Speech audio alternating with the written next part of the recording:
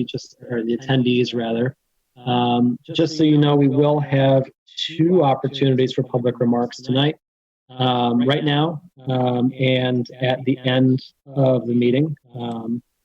We ask that folks please try to keep their remarks to 3 minutes.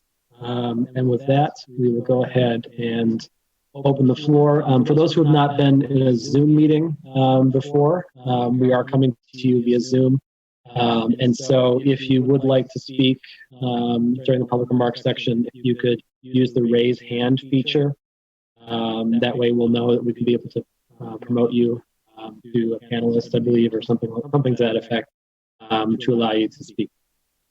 So with that, if anyone in the public would like to speak, now would be your first opportunity.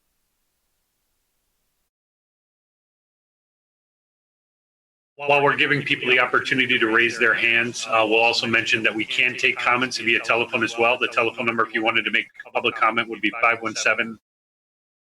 517-349-1232. Again, 517-349-1232. I'm not seeing any hands that are raised at all, Mr. Hendrickson, and I'm not hearing the phone, but if you want to continue on, I'll let you know if a call comes in. Okay, thank you very much. With that, we will move on to approval of the agenda. Do we have a motion to approve the agenda? A motion by Commissioner Richards. Do we have a second by Commissioner Trezise? Do we have any changes to the agenda as it is? Sorry, I had to unmute myself. When we talk about zoning board of appeals appointment, I'd also like to add, I don't know if it needs to be amended, but a liaison to our Economic Development Corporation. Okay, so I think that would be up to the motion maker to include that. Yes. Commissioner Richards? Yes. Okay. Yes, So we'll consider that a friendly amendment, nudge from the staff to include the EDC appointment as well. Is there any other further discussion on this topic? No? Okay, all in favor of the amended agenda, say aye. Aye. Any opposed? Okay, the agenda is approved. We'll move on to the approval of minutes. We have 2 sets of minutes to approve.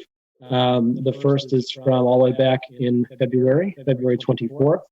And then the second is of our May 11th work session meeting. That was our most recent meeting. We needed a motion to approve the minutes.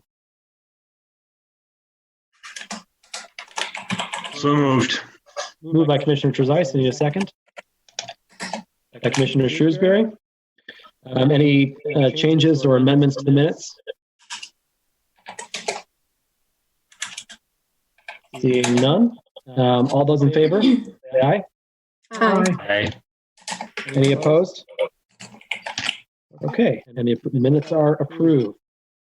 We do have 2 pieces of communication that were presented to us in our Planning Commission packet.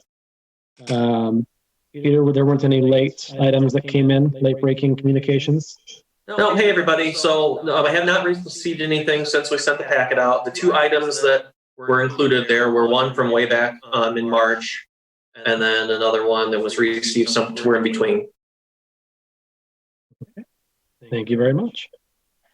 All right, we will move on to our 6th agenda item, which is public hearings. We have none. Unfinished business, we have none. So we move on to other business. And our first item of other business is election of the vice chair. So if you are a rapt viewer of the Planning Commission meetings, you might notice that I've taken over as chair of the Planning Commission. Our former chair, Ken Lane, has moved on to a position within the township as our new economic development representative. And so I move up, and that means that the vice chair position, which I was previously in, needs to be filled. Peter, do you have any comments on this before we get into it? No, there's a memo in the meeting packet, and it talks about the responsibilities. And essentially, you're, going to be willing to step in should Scott not be able to, for some reason, fulfill the duties as chair if he needs to resign or gets hired as township staff. Who knows? So that's really the primary responsibility for the vice chair. Okay. And run the meeting in Scott's absence. I will endeavor not to be sick. There we go. That's the goal. And no vacations either, huh? That's right. Or at least every other Monday, no vacations. Yeah. So the way we did this at the end of the year last year is we accepted nominations. So I guess at this point, we will open the floor to nominations for vice chair planning commission. Commissioner Cordell. I would like to nominate Commissioner Trezise. Okay. Do we have a second for that nomination? Like Commissioner Richards seconds it. And I suppose we should offer Commissioner Trezise the opportunity to accept the nomination. If he's still interested. What did I do to make you mad, Holly? Not mad, just confident. Okay. I will do it if that's the desire of the board. Okay. Do we have any other nominations from the planning commission members? Okay. Seeing none, I think a voice vote will do. So all in favor of Commissioner Trezise as vice chair, say aye. Aye. Any opposed? All right. We have a new vice chair. Congratulations. Thank you. Like I said, I'll try and be here. I hope so. Although we have had 2 vice chairs become chairs in the last year, so you never know. It's not like I've never run a public meeting before, so. Fair enough. Our next item of business is the Zoning Board of Appeals appointment, for a representative from the Planning Commission. And then we'll take up the EDC after that. Peter, you want to give us a quick primer on that? Sure. Thank you. So there's a memo in the packet regarding the Zoning Board of Appeals appointment. We're required to have a member of the Planning Commission serve on the Zoning Board of Appeals as a full regular member. The last person that had done that was Ken Lane, and I'm not sure how long, maybe 3 or 4 years Ken served on ZBA. So they meet, it's a fully functioning commission in the township.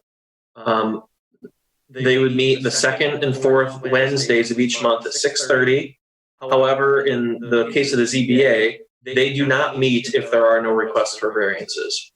So variances range from a side yard setback to major aspects of projects. We get a lot of, I don't want to say a lot, but typically we'll see signage variances, so new businesses or new construction or existing businesses want to put up more than so many signs that they're allowed to have. But we've also seen bigger projects, more complicated appeals. So it really runs the gamut. Lately, they have not been meeting a lot. We just haven't had the requests, and this was really a pre-COVID thing. Ideally, in my perspective, we really shouldn't have that many requests for variances because our ordinance is just that good that we don't need a lot of appeals. But inevitably, there will be requests, and I do expect the ZBA to meet more often moving forward. They only have 1 meeting scheduled right now in June, and there are 2 agenda items on that. So meetings can go anywhere from 1 hour to 3, typically. We do offer a lot of training through staff and through the township attorney. We've got a lot of materials here that can help you through the review criteria, which is the primary consideration at the meetings. The Planning Commission has some, we have review criteria as well, like the special use permits, but the ZBA is really kind of structured around, even you'll see it in their meetings if you've had a chance to watch one. They're really structured around going through each of the criteria, excuse me, and talking each of them out as a group before they come to a conclusion. Any questions you have, Ken's your most recent appointee, and Mark has been working with the Zoning Board of Appeals for a long time as well. So, thank you. Am I muted? No, I'm not muted. Okay, sure. Thank you, Peter. Ken, do you have anything you want to add as our most recent ZBA liaison? No, I think Peter covered it pretty well. This past year, the meetings were pretty infrequent. The previous year, It was pretty regular. It seemed to be, we met twice a month, and some of the meetings ran kind of long, but it's enjoyable. It's a good group. It's sort of looking at things from a different perspective. So I enjoyed it. For what it's worth, I think the ZBA was the most spirited group at the commissions and boards meeting that we all had back in February with the township board. They seem to be having the most fun. So I guess at this point, we will entertain a motion to appoint someone on the Planning Commission to the Zoning Board of Appeals for 2020.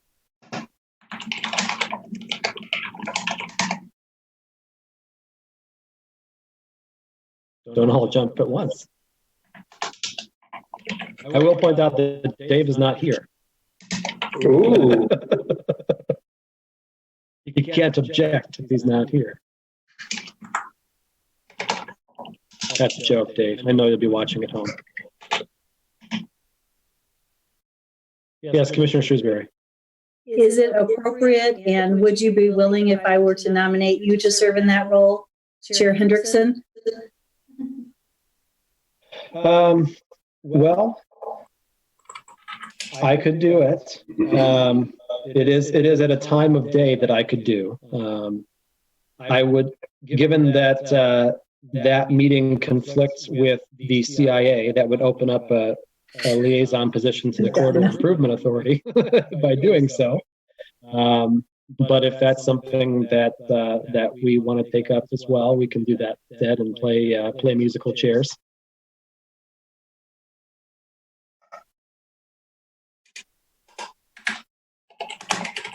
I guess let me before we get too deep into that. I know we have.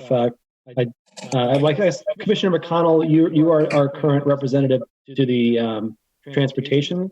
Is that right, or was it environmental? Environmental. Environmental. And Commissioner Clark, have you received any liaison appointments at this point yet? I have not received any for this board. Okay. Would you be interested in either this or the EDC? Well, does the other one meet on Wednesdays? The other one meets on Thursdays, I think Peter said, in the mornings occasionally. So EDC meets on is it first Thursday of every month at 8 a.m.? 7:30. Sorry, 7:30. And we do have Dave Primo on the meeting now. He's been promoted to a panelist. Probably to volunteer for this role. Yes, Commissioner Primo, we're talking about the appointment to the ZBA, if you're interested. Now that we're sort of slow to appoint to this particular position. But I did cut Commissioner Clark off if you were, I don't know if you were contemplating that.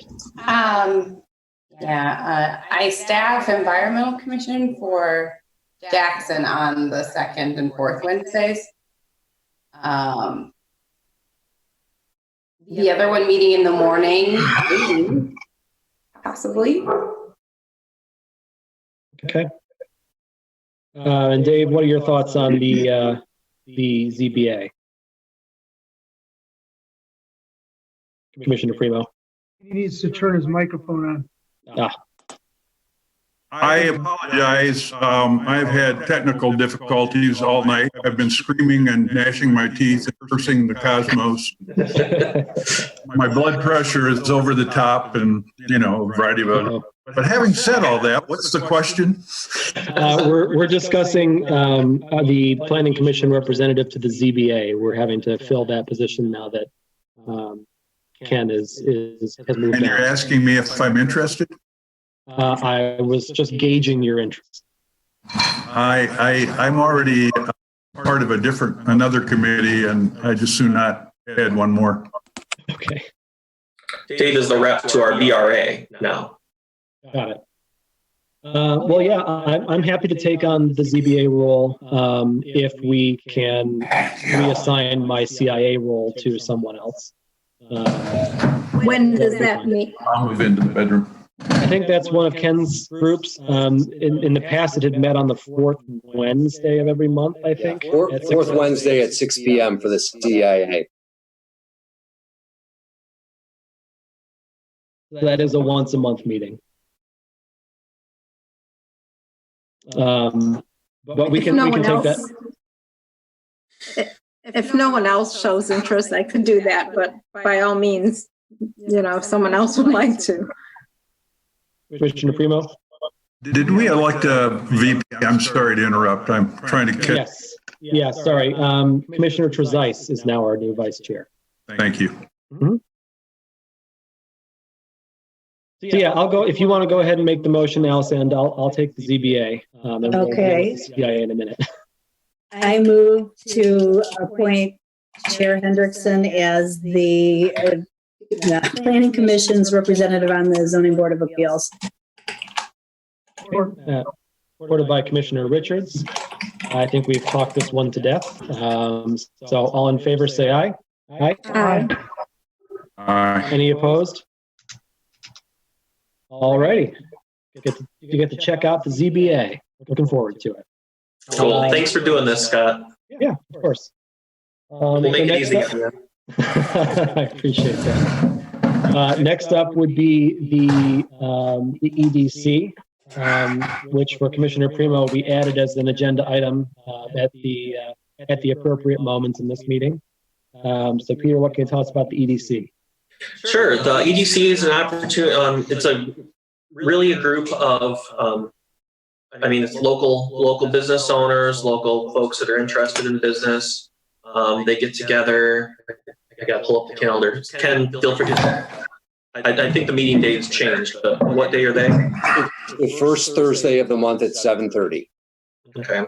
So early in the morning. Yeah, as Peter said, it's it's the Economic Development Corporation. It's a group of local business owners, not just people who meet and think about ways the township can better engage with the business community. And they've been really active lately where they're working on a business relief grant program. So, that's kind of how they get involved with the business community in the township. Okay. But the planning commissioner's role would be just simply to provide an update in terms of what's going on at the planning commission meetings. It's not as involved as you will be on. Yeah, you'll have a standing agenda item where the planning commission updates everybody on what we're up to. I might need to mute everybody and have you unmute.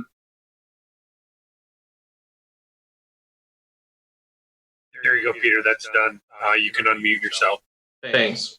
We're getting some conflicts in sound. Okay, so I guess at this point, we should, I guess, offer it up for a motion. Commissioner Trezise. Oh, you've been muted. I would be willing to do that. I'm on the DDA as a liaison. I'd be happy to do the EDC. So we'll need a motion for Commissioner Trezise. I so move. Moved by Commissioner Primo. Do we have a second? Support. By Commissioner Cordell. All right. Any other discussion on that? Okay, seeing none. All those in favor say aye. Aye. Aye.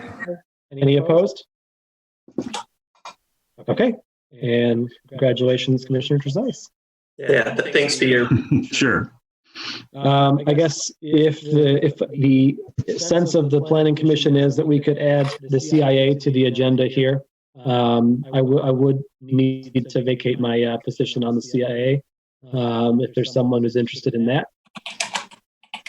I could give a little background on that. Yeah, please. Thank you.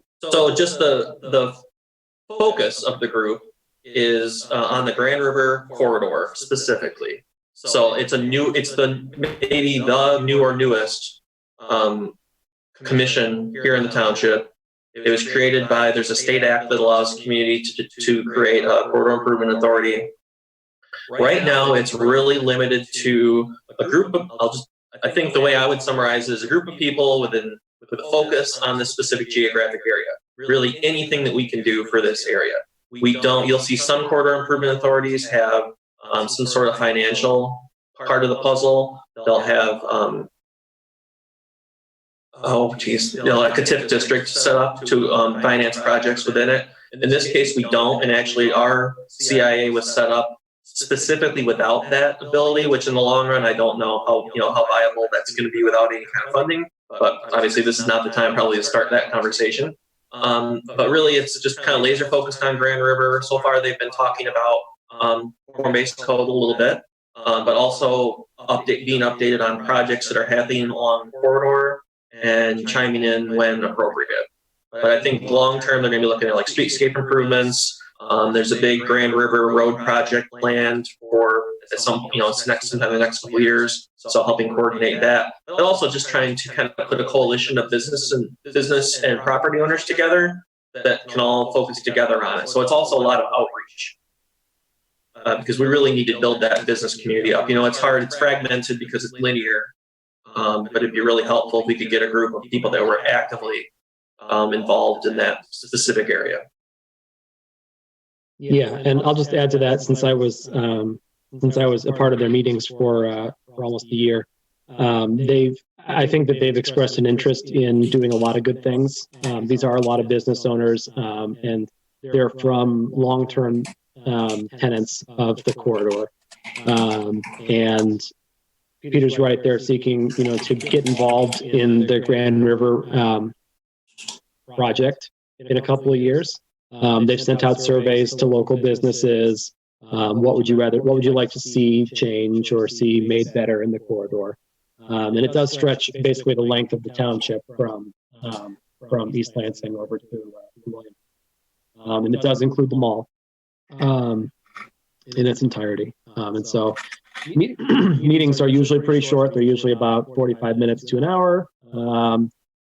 I think that, personally, I'll get on my soapbox for a second. I think they should try and find a TIF, a way to fund some of the projects they're interested in, just simply because, they're sort of hamstrung right now and they're able to pitch ideas, but they're not able to, see them come to be because they don't have any money to spend on it.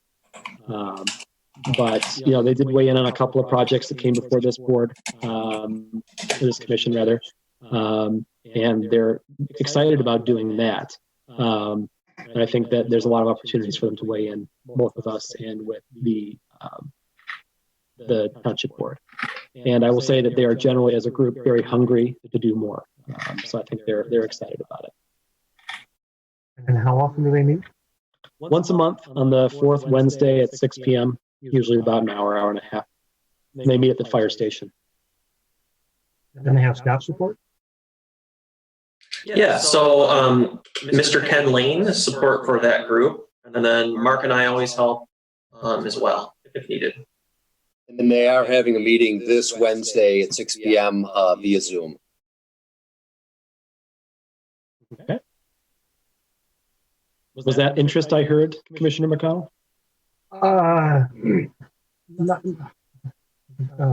Well, I think it's very important as we look at form-based code to make sure that there's a good line of communication with that organization. And but it's an important thing. I'm not looking for more meetings. And I'm going to have to think hard about how that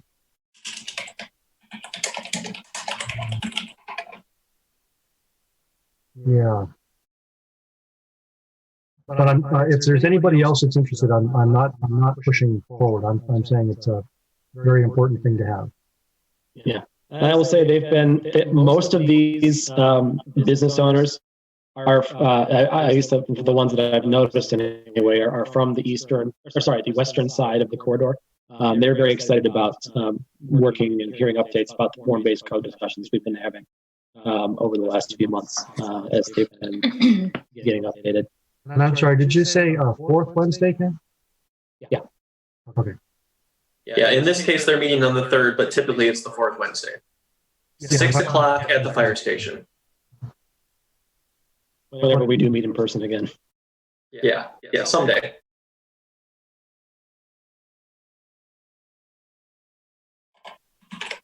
Okay. So I guess we would open the floor to a motion if there is one.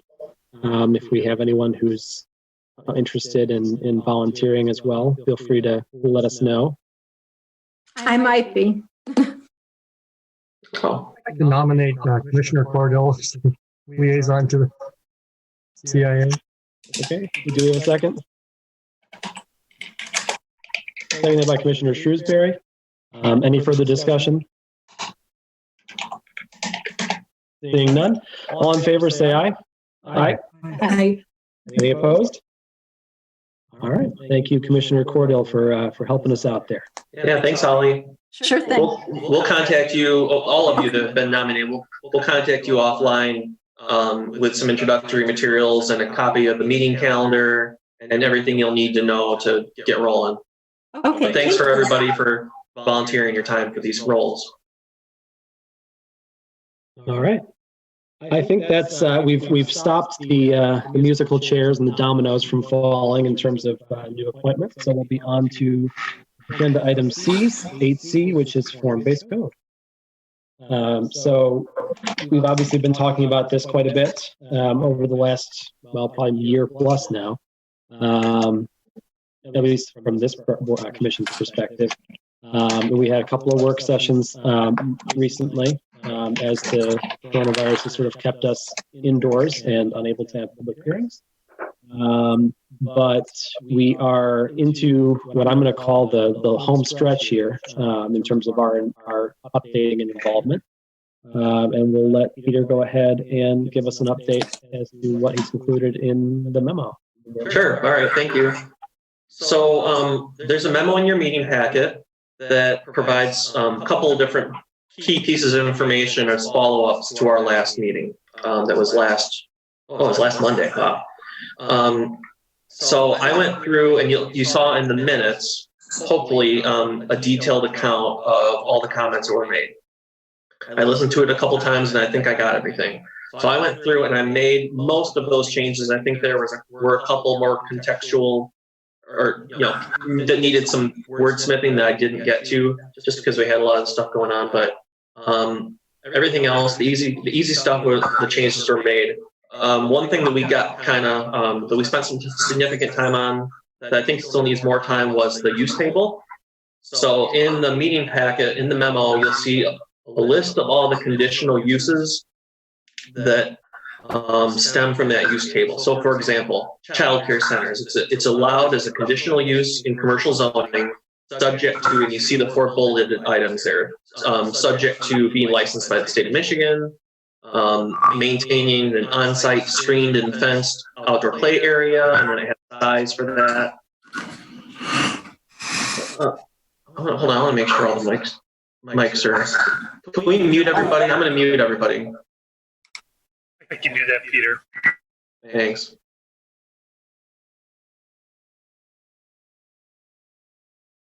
Yeah, I didn't even follow my own rules. So just be sure to unmute yourself if you want to talk, because I just muted everybody. So, for example, these childcare centers, that provides 4 different sets of criteria under which they can operate. And once they meet that criteria or can demonstrate to staff that, hey, we meet it, we've got our state permit, here's where our play area is, we meet these 4 things, and it's allowed. It doesn't need planning commission approval. It just is now a right, an allowed use. So in the memo, I went through for all those uses that they're called conditional, and just noted all the conditions. They seem to me pretty straightforward. A lot of them are really just kind of like check marks to make sure that they've accomplished whatever it is in here that they need. So I wouldn't think that they're anything that would, I didn't see anything that really threw us off. Obviously, bars, taverns, lounges, brew pubs, they have some setback distances. The planning commission, I think at this point, and Mark can please chime in if you want to, I don't think we're necessarily obligated to require these conditions in the form-based code. You could have a separate, so you don't have to carry them through if we chose to do that. So it could just be used as allowed by right, but. And conditional approvals are approved by the director anyway, so we do review them and make sure they meet those standards. Yeah. Okay, so I was just saying, I guess you can looking to make a comment here as well. I just want to add, as I mentioned to the planning commission before, the only reason those were included in that table was to match that definition of use commerce in the ordinance. So, I think the permitted uses, conditional uses, those are subject to modification by the planning commission, as Peter mentioned. Just make sure you sync up the definition with whatever uses are allowed.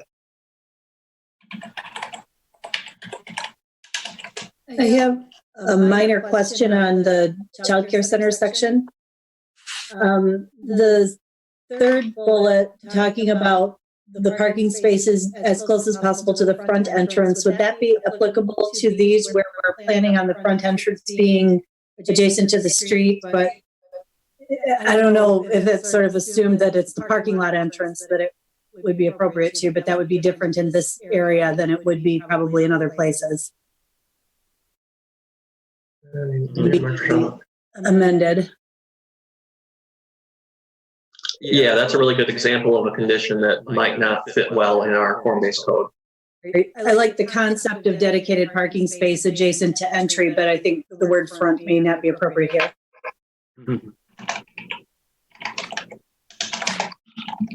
Okay. So we've got the list of use conditions for those conditionally appropriate uses, as Peter mentioned.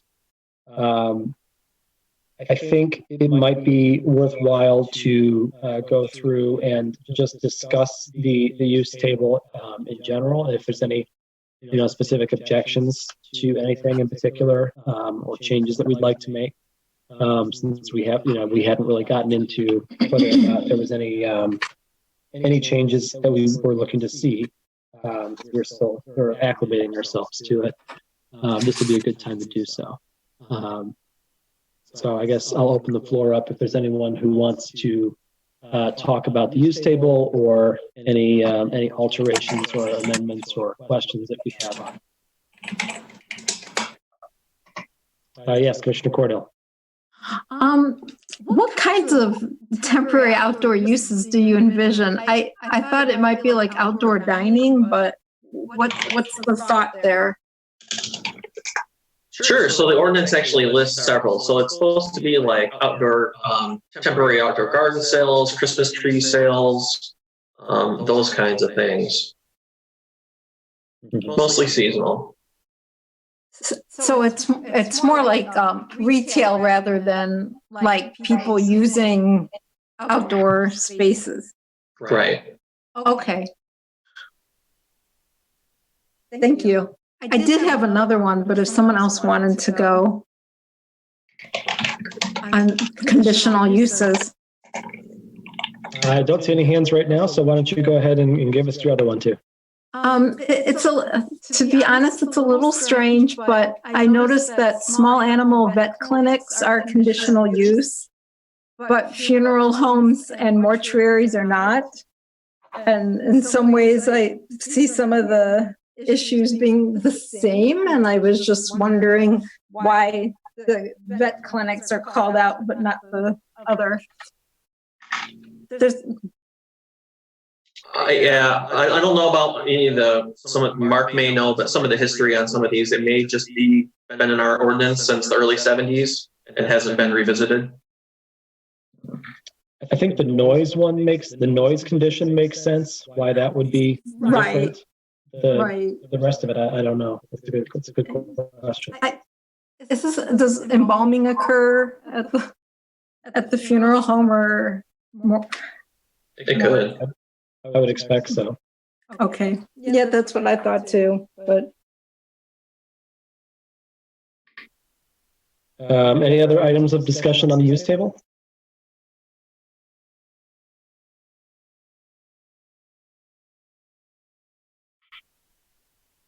I don't see any hands at the moment. So I have a couple. The first general point that I'd like to make, I know we discussed this a little bit, but I would love to see this down in the later section, in the other section relating to the Grand River District. as I've thought about it more, I think it's better for us to consider the use table in this specific form district that we're creating. Between Park Lake and gosh, I got to learn what the western boundary is. Is it Northwind on the western side?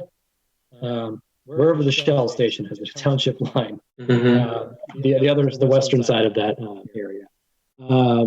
And so as such, I had a couple of thoughts as to what might be excluded from the use table list if we're going to consider just that area. And the first one that I noted was motor vehicle sales. I don't know if I imagine you can't split it out, but I really don't know that motor vehicle sales is something that we're looking to see in this particular area.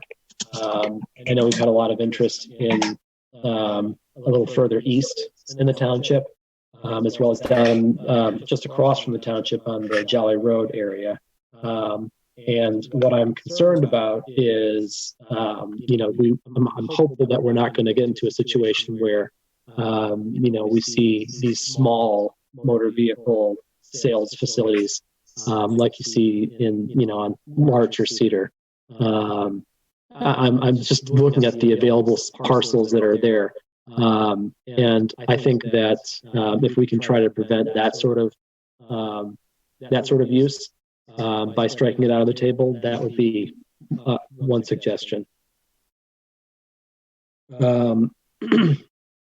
Yes, Commissioner Cordell. I'm sorry, Commissioner Trezise, I didn't see your hand there. Sorry. Yeah, I agree with you as far as the auto sales. The other thing I was looking through here, if it's going to be for this area, there should be some recognition of residential. If we're looking at a mixed use upper floor residential, and this is all commercial. So it should be, and even I suppose a building that could be entirely residential as long as it met the building form requirements. But as Mr. Lane said, this is only the commercial piece. So I think we need to add that back in. Yeah, I agree with that. Commissioner Cordell? Oh, I share the concern that you have about car sales. Is it correct that to have used car sales, it has to be in conjunction with new car sales in the township? So it depends on which district we're talking about. In C2, we require new car sales. Let's see, I'm going to screw this up. I have to find the section. Sorry, I don't have all this memorized. Yeah. New car sales are only allowed in C2 districts, so they couldn't do solely used car sales in C2. And so if they did, it would have to be in conjunction with the dealership, and the new car sales would have to be the main use. Used car dealerships are allowed in C3. So that's the mall area, Myers, that as you go east on Grand River. Right, but since these were pulled from C1, C2, and C3, theoretically, those could operate in this form-based district, right? But only in accordance with the underlying zoning. Oh, is that right? Yeah. Okay. Well, or whatever we decide. I mean, we have the right to do whatever we want to do here. Yeah. I guess what is the appetite of the commission to striking that particular use out of the use table here? I would be in favor of striking it out. I'd be in favor of that. And I really think by design, the form that we're proposing with the building up against, normally car sales locations have a big lot out front with the building set back. And I think that, you see them in big cities sometimes where it's all glass in the front and they really do a display there, but I don't anticipate that here. So I just don't think it would be appropriate. The typical usage wouldn't fit with what we're envisioning for this area anyway. So I'd be supportive of taking it out. Yes, Commissioner McConnell. Where would an equipment rental company, I'm thinking of other businesses that like to display their wares in that same kind of way. The only one that's coming to mind is equipment rental. You mean like tractors and farm implements, that sort of thing, or? Yeah, even down to jackhammers and floor sanders, but yeah. Yeah. Okay. They want to put the cherry picker out front so you can see that they're renting cherry pickers. Right. So you're asking which of the uses would that likely fall into? I guess I would look to Peter or Mark or Ken on that one. They're by special use permit, open air business. You're talking like A&E rental on Grand River.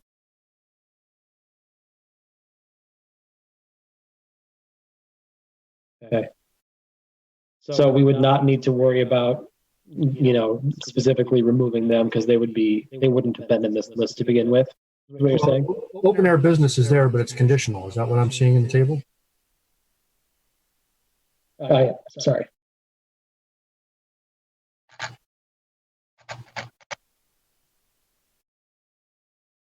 And that's conditional based on the area being fenced in a permanent manner.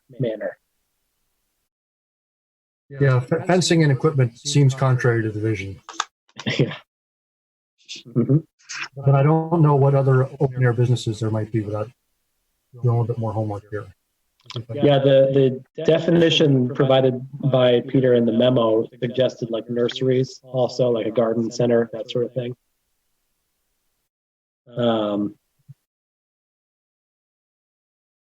Yeah, I agree that it doesn't seem to fit the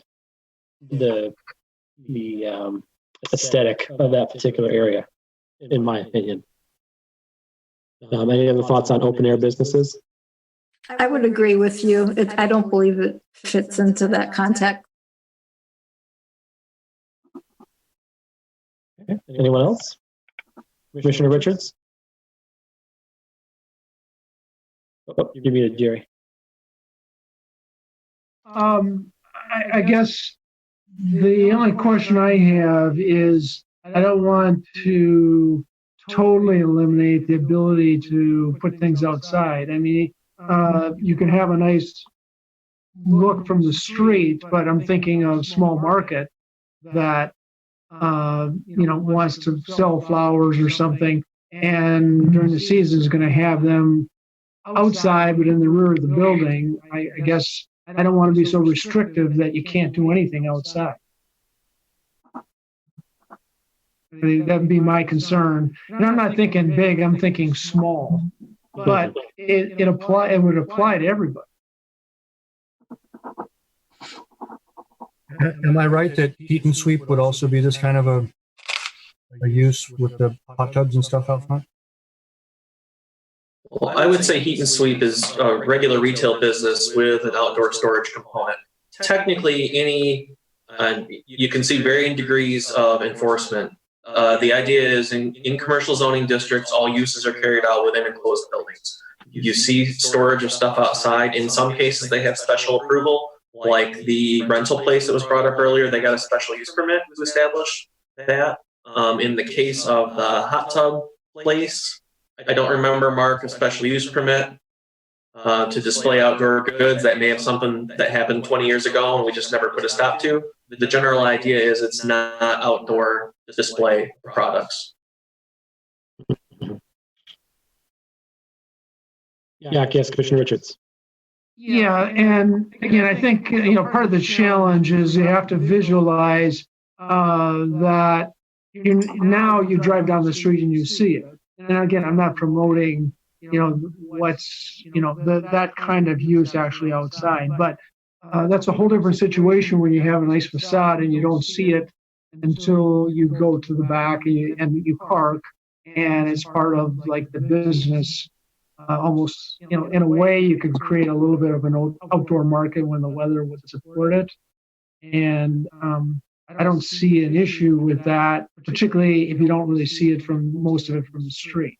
you see the facade, what we're trying to create an attractive look that entices people. So again, my concern is being restrictive to the point that particularly the small businesses are cannot put things outdoor. Mhm. Commissioner Primo. Oh, you muted yourself, Dave. In some ways, we're sort of, by virtue of the setbacks and the location of the sidewalk and the amount of space we're allowing between back of curb and sidewalk, and then sidewalk to building, we're sort of controlling the amount of space they would have for that anyway. So there's only going to be so much they'd be able to do in that space between the front of their building and the sidewalk. I mean, am I correct in assuming that? Commissioner Richards? Yeah, my thought here is more the backside, not the street side.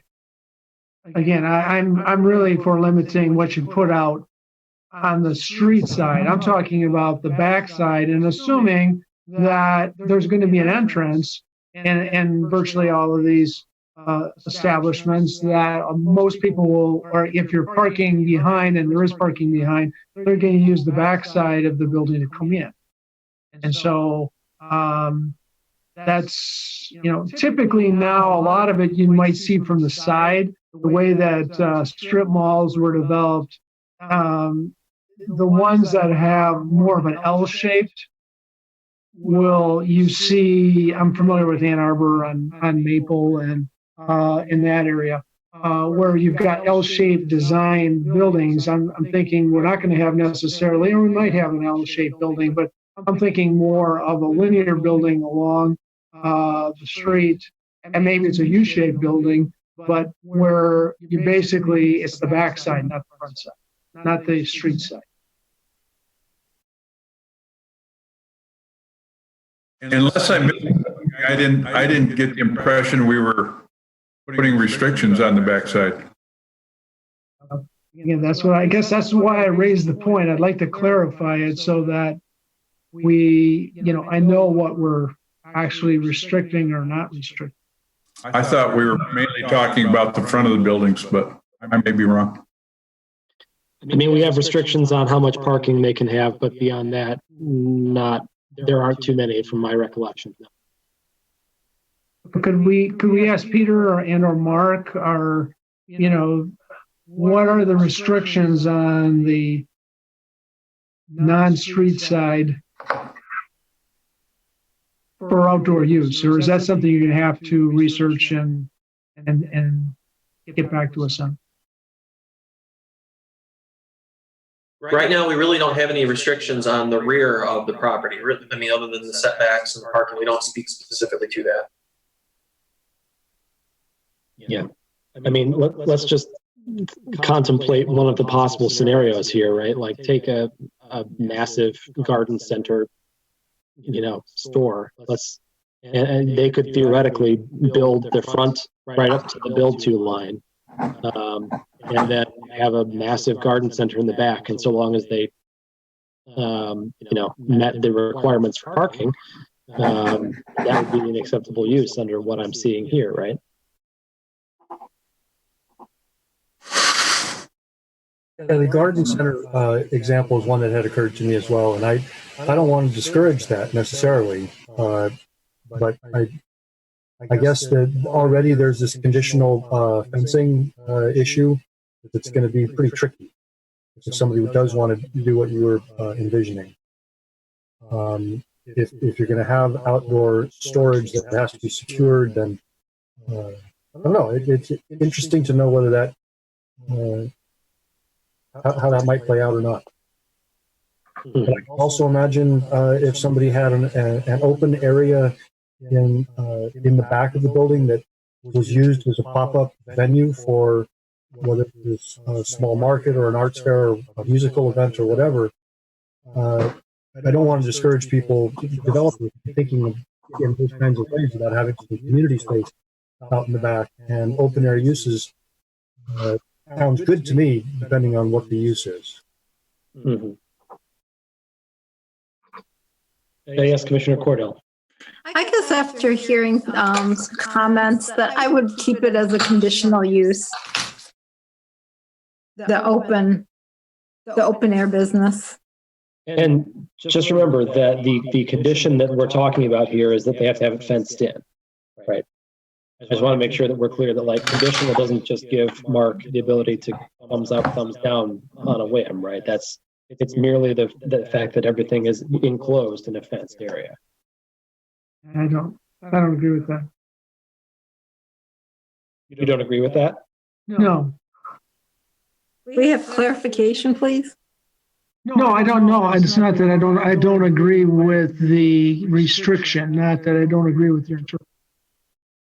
I think we should be more flexible than that. If I understand it right from what staff has been telling us is that by including those conditions in, we're not necessarily including the conditions. It's just that there are conditions when they're in C2 and C3 and the others, but by putting them in as a use allowed in the form-based code, we're not requiring those conditions. That's my understanding. You have the ability to craft this however you'd like. If you want to include it with the conditions that are allowed when they're allowed in commercial zoning, you can do so. If you choose to allow them straight up with no conditions, you could also do that. So as the table has been presented to us here in the packet tonight, where some are in the use by right and some are in the use with conditional use, what that's telling us is that we are currently accepting the conditions as also being in this form district. Is that correct? The same underlying conditions that you would find that Peter listed in the memo would be in place. Right. And I want to, and just to clarify, I know Ken mentioned it earlier, this was simply that list. I almost feel like the list has been boxing us in the conversation a little bit. The whole idea behind the list was just to provide you with an example of the breadth of uses that are allowed. When the ordinance refers to this use commerce, it references all these uses in commercial, PO, and RP. So all Ken did was just list all of them out so that you could see all of them. So when we make that reference, that you understand all the individual uses. I think the conversation about going through and picking the ones that you don't want to allow is a good avenue to tackle this, because there are, I think, obviously, and maybe not the open air sales one, but I think there are plenty of those businesses that don't probably find a good spot in the new FDC district. Mm-hmm. Which suggests to me that if we're going to have a list like this, I don't know that we need a by right or conditional heading. I think you just run the list. If we allow it, we allow it. Otherwise, I mean, and what you're suggesting, Peter, is we go through the list and decide whether it's legitimate or not. And if it's not, just eliminate it. Yeah, that's what I'm suggesting. But also, I agree with you. I think simple is better. If you saw in the packet, on the very last page of the packet is the original use table. Now, they do include some uses that are conditional, but what I took away from it is it's one page. It's really easy. Yeah, they just have permitted or by special use permit. There is no conditional. So I think that my take on it is that's the way to go, simple and easy. I know the board shared some concerns with not having this detailed list, but the whole philosophy behind form-based codes is the uses are so much more open. And it gives us that freedom to say, if you fit in this building that we like what it looks like, then you're good. So I would my advice would be to steer away from getting too specific. And I know that's what the board wants, but we may get to a point where the board doesn't like maybe all aspects of this. I mean, my personal thought is that I want to put something in front of the board that they're going to be interested in passing, you know what I mean? So that we're not having spent a year and a half on this without success at the end of it. And my thoughts on, the conditional argument are simply that I think that some of them, yes, you can just say, forget it. We'll just, we'll continue forward with that as a use by right. But for example, requiring that a childcare center, if we're going to allow it, has an outdoor area for, kids to play in, that's a pretty important component of a daycare center, right? And so I personally think that one, if we're going to allow it in there, is an important condition to have remain. I see Commissioner Trezise and then Commissioner Shrewsbury. As far as a child care center, some of those are required by state law in order to be licensed, so it's redundant to have it into a conditional use. I would eliminate, for instance, some of the conditional requirements for bars, taverns, and lounges in this type of operation, because the idea of the form base is to have mixed use, which includes restaurants, which would include bars that are licensed and all that. So to say they have to be 100 feet away from a residential or 500 feet away from a residential place doesn't make a lot of sense when the residents are above them. So I think some of the restrictions on the conditional use don't make a lot of sense in a form-based code. And some of the usage may not make sense in form-based code either. And those should be eliminated entirely. Okay. So why don't we talk about the ones that we want to actually strike out, and we'll go back and we'll look at the conditions that are remaining on whatever's left. So we don't spin our wheels too much on there. And I'm sorry, I forgot Commissioner Shrewsbury. I was going to suggest a similar approach, that we maybe take a look at the allowable uses, including the conditional uses, and either take out those that we don't agree with or check off the box for those that we do, and then see what we're left with. And then we can discuss those where there's some difference of opinion or uncertainty, just to kind of get us going through the, what we think is appropriate for this area. Okay. So do we want to just start at the top and move down? And if there's an objection, someone, raise your hand or speak up. So let's go ahead and do banks, credit unions, savings, and loan establishments. Okay. Instructional centers. Offices of professionals licensed by the state of Michigan. How about offices? Personal service establishments. I don't even know what exactly falls into that category. Can someone tell me what that is? I would say that's the best example, salons or nail Barbers and salons. salons. Yeah. Barbershops. Yep. Okay. Restaurants or other eating establishments, excluding drive-through restaurants. Assume that's okay. Retail food establishments for off-premise consumption. Retail merchandise establishments. Goodness, I hope so. Health and physical fitness establishments. We're okay with gyms. All right. How about childcare centers? This is the first one where I wonder if it does fit in with the form-based code in this particular area.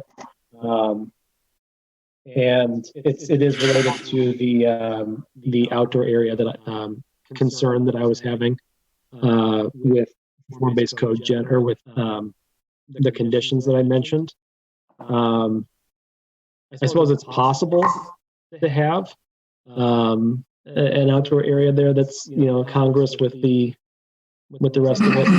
But I'd be curious to hear if there's any other thoughts on that particular one. Commissioner Primo. You've got situations where childcare services are attached to other facilities. For instance, the MAC has childcare services. I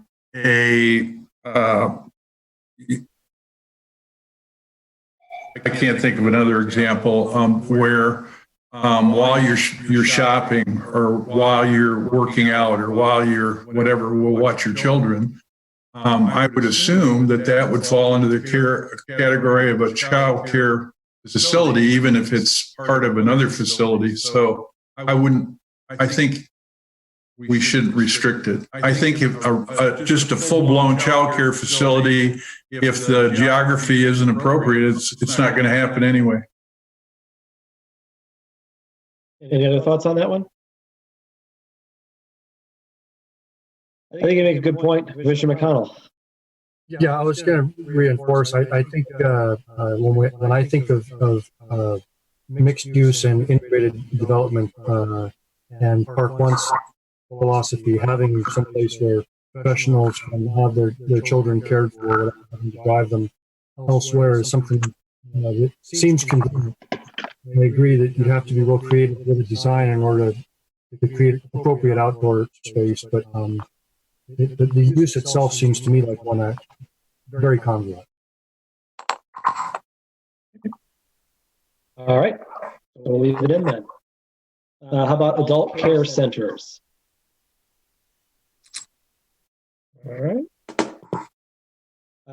Small animal veterinary clinics.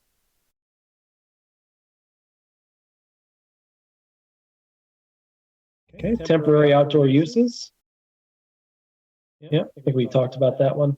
Churches or similar places of worship. That makes sense if they can find a way to fit in. Libraries, post offices, and other similar public service buildings.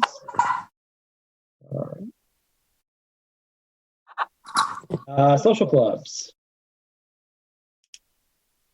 Theaters, auditoriums, and concert halls. Cool. Bars, taverns, lounges, and brew pubs. Accessory structures. Peter, what would fall into that category? Yeah, it's kind of any sheds, really, detached garage, detached storage building. I would say that could be one that goes. What'd you say, Mark? Maintenance buildings, those kind of things. Did we say that bars and taverns are staying as a right, correct? Well, we're saying that they're staying right now. We haven't gotten to the conditions yet on the ones that remain. Right now, we're just sort of trying to make a binary in or out. Okay. I would say eliminate. Accessory structures. Commissioner Primo, is that what you're talking about? The one that we're dealing with right now, yes. Yeah. Accessories, yes. Yeah, I would agree with that. Is there any other thoughts on that?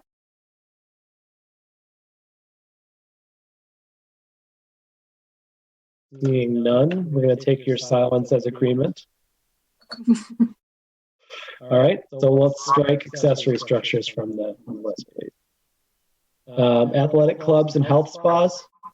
Can we combine that with health and physical fitness establishments? Just make one category?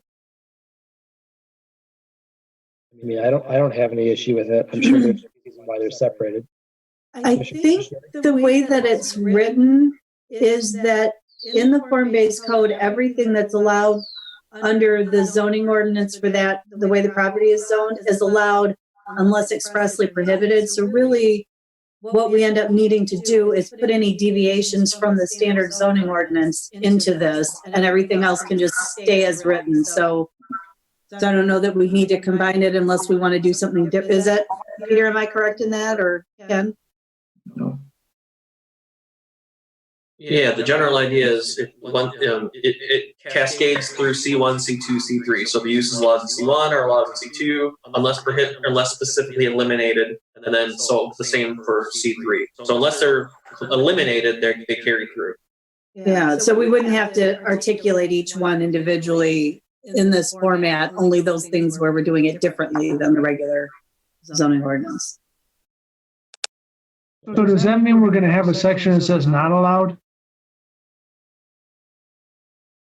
No, it would just be the lack of its presence would mean it's not allowed. We wouldn't have to have a special list. Okay, what's in this ordinance, this form-based code ordinance, takes precedence over the zoning ordinance, and if it doesn't appear, there, then we default back. It's my understanding of it anyway.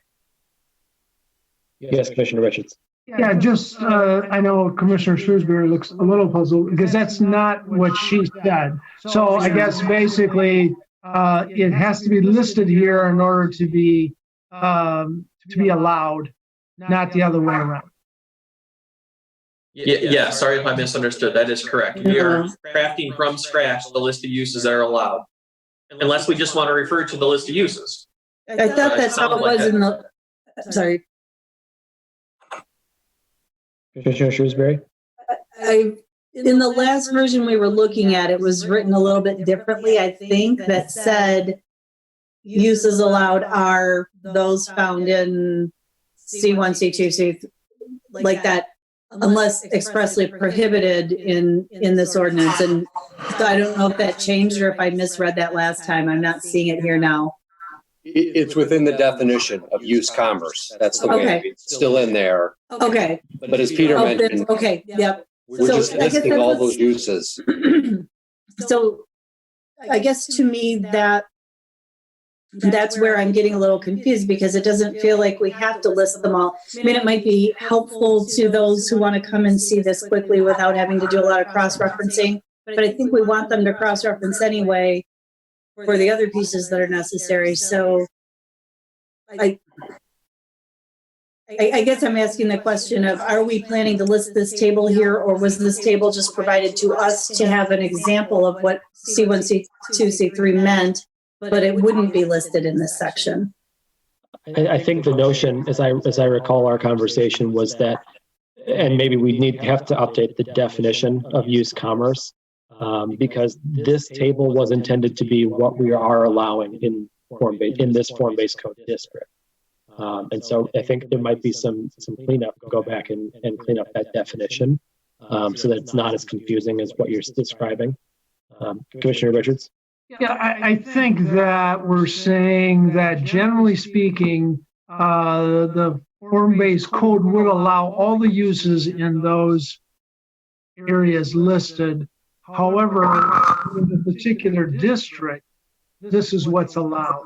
Another district may allow other things that are cut out of the of this particular Grand River, west end of Grand River district. So I think it's still okay to have it in the definition, but you have to look to the specific uses for the particular district.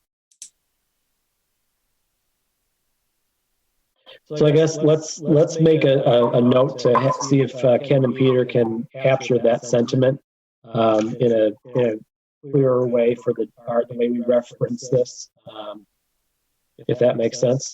You guys can do that? All right, thank you. All right, let's move on to building supply and hardware stores. Funeral homes and mortuaries, excluding crematoriums. Comfortable there. Hospitals and medical clinics. This one I have a little bit of issue with. If they were separated, maybe I could see leaving medical clinics in, but I don't know that including hospitals is the right path forward for this particular area. First, Commissioner Cordell. Just scale. A medical clinic I think of as a doctor's office, but a hospital's a different matter. I mean, it's much more square footage. Yeah, and I think the concern that we will likely hear when we bring this in front of the board is that we've eliminated the 25,000 square foot restriction. And so if a hospital was interested in building there, there would be no ability to prevent a massive building like that if they're able to find a way to have parking, more or less. So I don't know if there's a way that we can, I imagine we can't, maybe we can just slice it in half and say medical clinics are allowed, but hospitals aren't. Yes, you can absolutely do that. Would it be something that the commission would entertain doing, removing hospitals but leaving medical clinics behind? See some nodding. Okay. let's go ahead and do that. We'll take hospitals out and leave medical clinics. Indoor recreation establishments is next. Sounds like fun. Motor vehicle sales and service. We did talk about this a little bit. My suggestion is to eliminate the motor vehicle sales at the very least. I know that we already have quite a few current tenants who are motor vehicle service facilities in this area.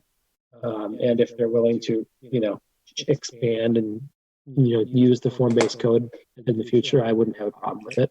But I'd open that up to others for any thoughts that they've got.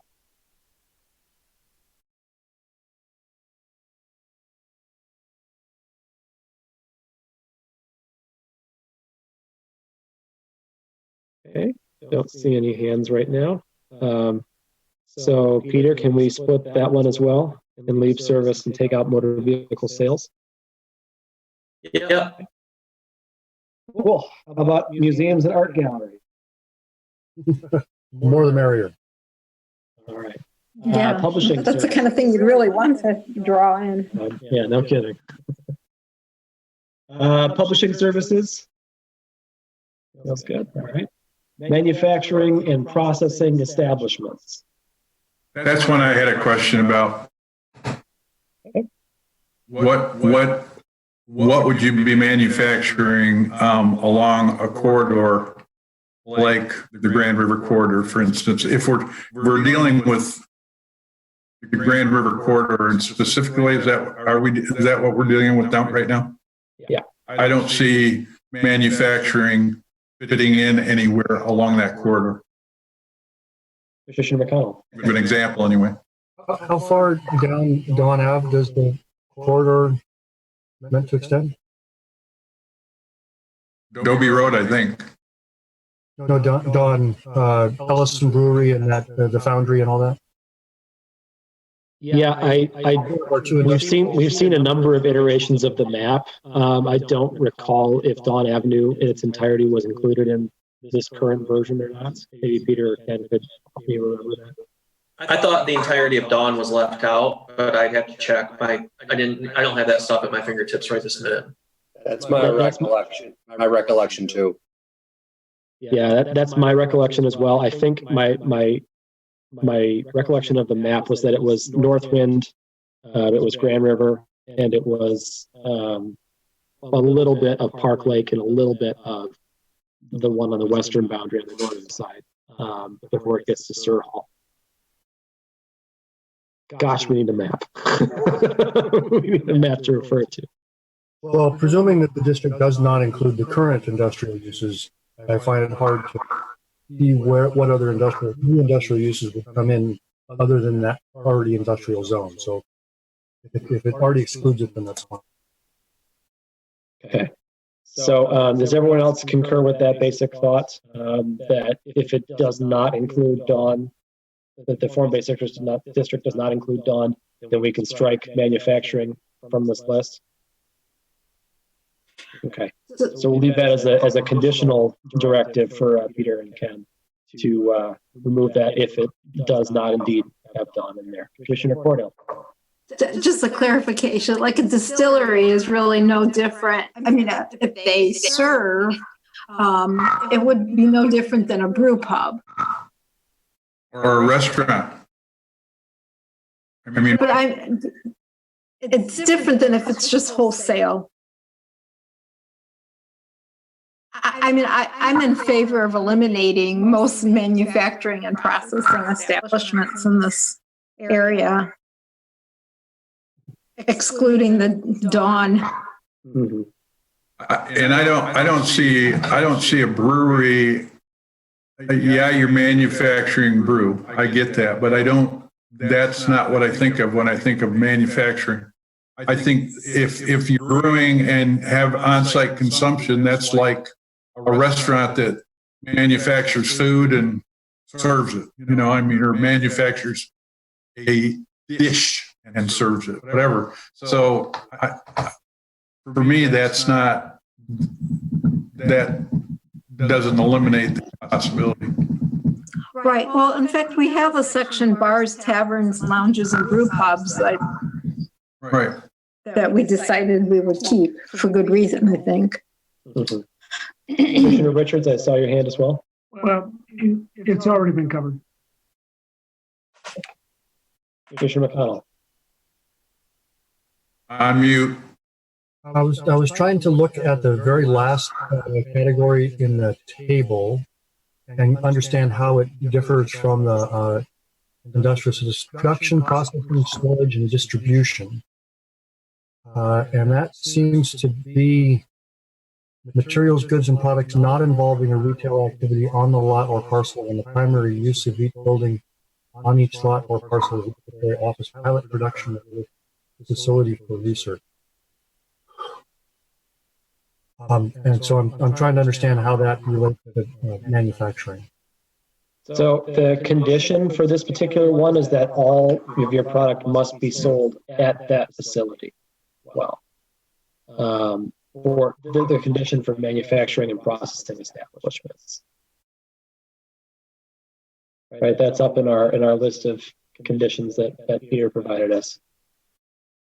Selling their entire output at retail on the premises. So something like Ellison would not qualify because they're distributing their product through other. Yeah. Right, and the distillery that Commissioner Cordell mentioned, if they wanted to operate, would have to sell only at their facility, only in this district, basically.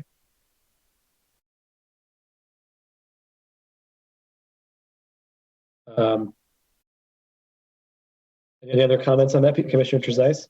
Yeah, this seems like one of the few categories we've come across that maybe keeping it as a conditional approval is appropriate if we set conditions that are specific to the area. So that a brewery could also be selling a portion of their production through other bars or restaurants if we set a limit on that. Same with the distillery, that it doesn't have to all be sold on site, but there has to be a significant on-site sales, retail sales.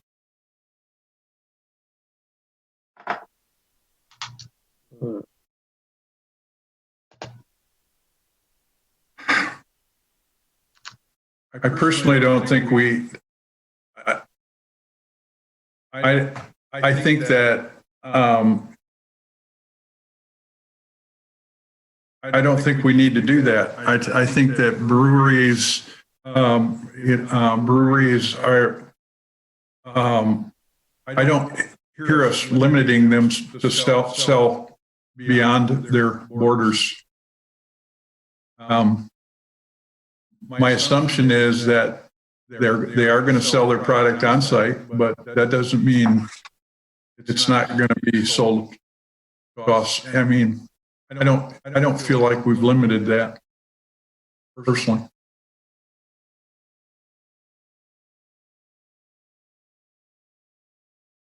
Yeah. I mean, we could try to come up with conditions and try to think of everything, but I think that it may just be the case that we have other areas that we can encourage those folks to go to, including Dawn Avenue, which is very close to this. And it might just be better served to have to eliminate that from this area.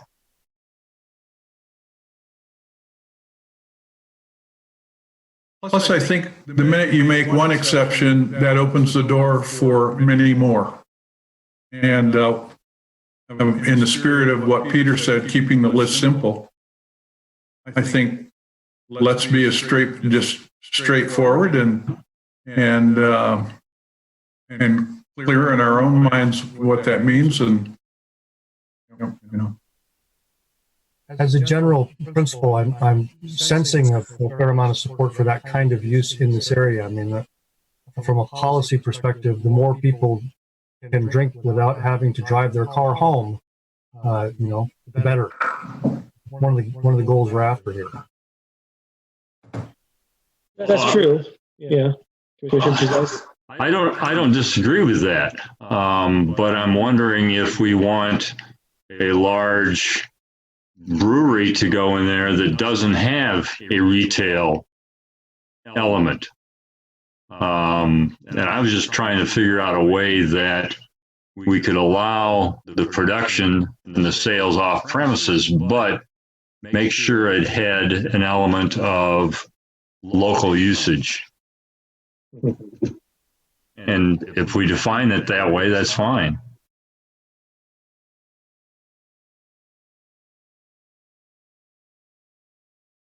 Yes, Commissioner Cordell. I'm just inclined to drop it. I don't know. It just gets complicated. If for some reason we feel after this is up and running that we could add it, that's one thing. But yeah, you know, it's like on a large scale, Miller Brewing has, you know, retail operation, but it's such a tiny portion, or Anheuser-Busch, you know, it's not Harper's Brew Pub. You know, there's a certain balance of what portions of the facility is used for different things. It's just, I'm inclined to leave out production, processing, storage, etc. Commissioner Richards? Yeah, I agree. And I guess I'd like to see if we could just maybe raise hands or something. Who wants to take it out? So I would take the whole thing out. I'll take it out. Yeah, so I think we have the majority of people want to. Yeah. Okay, so let's strike manufacturing and processing establishments. Next up is open air businesses. We had talked about a little bit before. Commissioner Richards? Yeah, now this is strictly just an open air business. This is, we allow, if I understand it right, we've allowed previously temporary outdoor. This is, we're talking about permanent, just basically having an outdoor business. I would be less inclined to allow just strictly outdoor businesses. Yeah, if I may, real quick, the commercial zoning refers to open air businesses, retail sales, nursery stock, lawn furniture, playground equipment, garden supplies. Yeah, this was the category we were talking about half hour ago, right? Yeah, well, I guess, well, I do want to allow nursery, so if that's the case, then we would leave it in mind. Well, we can we subdivide like we did in the other areas, Peter? Say yes to nurseries, but no to, you know, construction equipment, for example. But I think that, you know, the example that Commissioner McConnell mentioned earlier was one that sort of gave me pause about, you know, having massive equipment in this area that we're hoping to be, you know, our residential area in addition to commercial, you know, mixture of uses.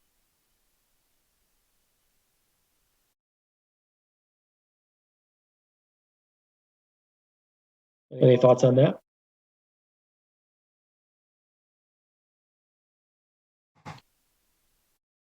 Commissioner Cordell? I'm not sure that we would be losing out on a lot by not having open air businesses or nurseries in this section.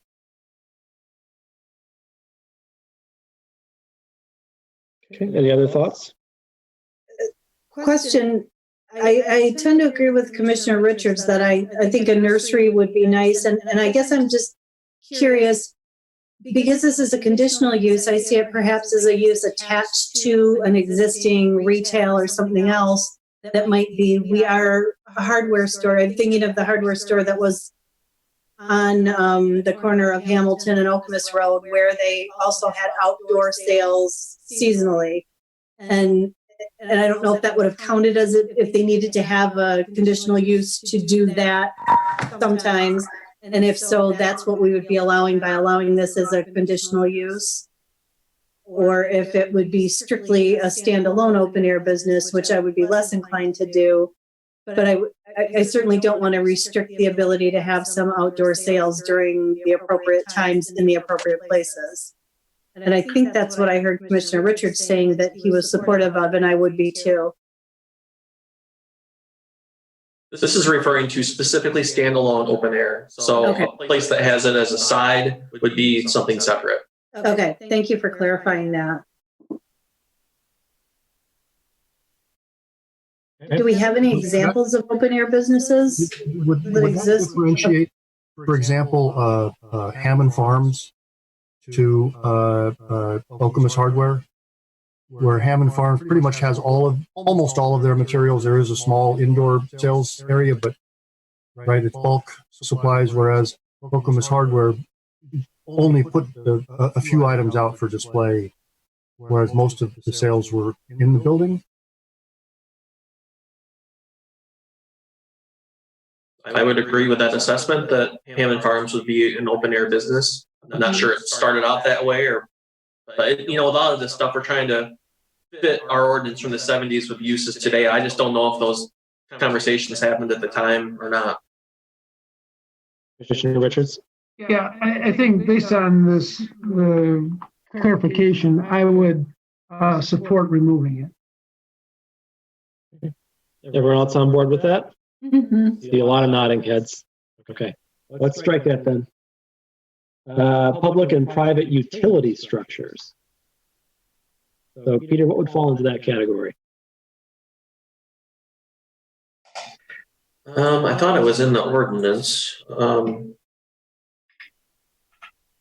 Sorry, I'm balancing a lot of screens on here. I'm reading, except the public and private utility structures, except those with storage yards, providing an obscuring wall or fence or landscape buffer shall be installed to serve as a buffer between the utility and adjacent uses. It could be consumers infrastructure. It could be drain office stuff, electrical. Commissioner Richards? Yeah, I'm thinking lift stations, water.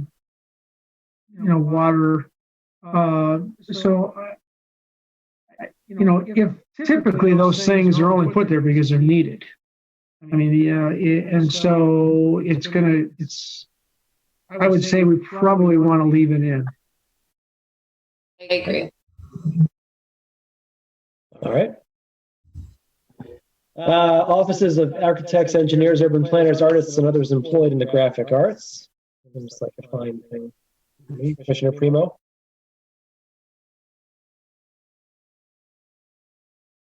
I want to go back to the utility one. If we are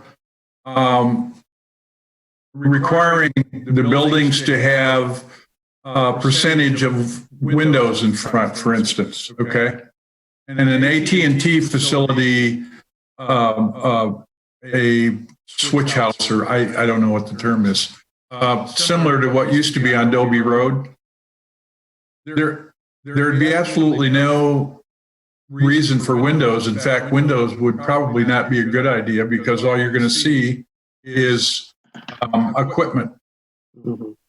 So I guess my question is, in terms of what we're expecting for the structure to be and what we're putting into the form of that, would those utility structures necessarily fit? Yeah, that's a good point. I also wonder, like, what other kinds of utility structures, you might, obviously this is an outlandish example, but like, you don't want a desalination plant right in the middle of this area, which we could theoretically put in there if we wanted to put windows on it. Commissioner DeCordal, I see your hand. Oh, I'm glad he brought us back to that. Dave brought us back. It may be at odds with a district like this to have public and private utility structures. I even wonder, the lovely cell towers showing up. That would be a private utility structure, would it not? Seems to be, I think. Well, we have a separate ordinance for wireless communication facilities, so I would say that they fall into that rather than, because cell towers are not just allowed by condition, they require a special use permit and significantly more process. Okay. This actually concerns the whole site, right? The main purpose of the parcel or whatever. Yeah. So it seems, Commissioner Clark. A great example of a substation that's fitting in with a district that has like a unique identity is Lansing BWL's substation that they had put in going into Old Town, and it actually has like big windows, big windows. So if we wanted to make conditions to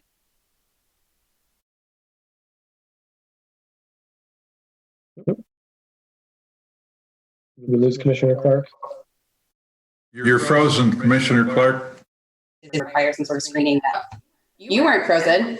Am I good now? You just came back. Oh, okay.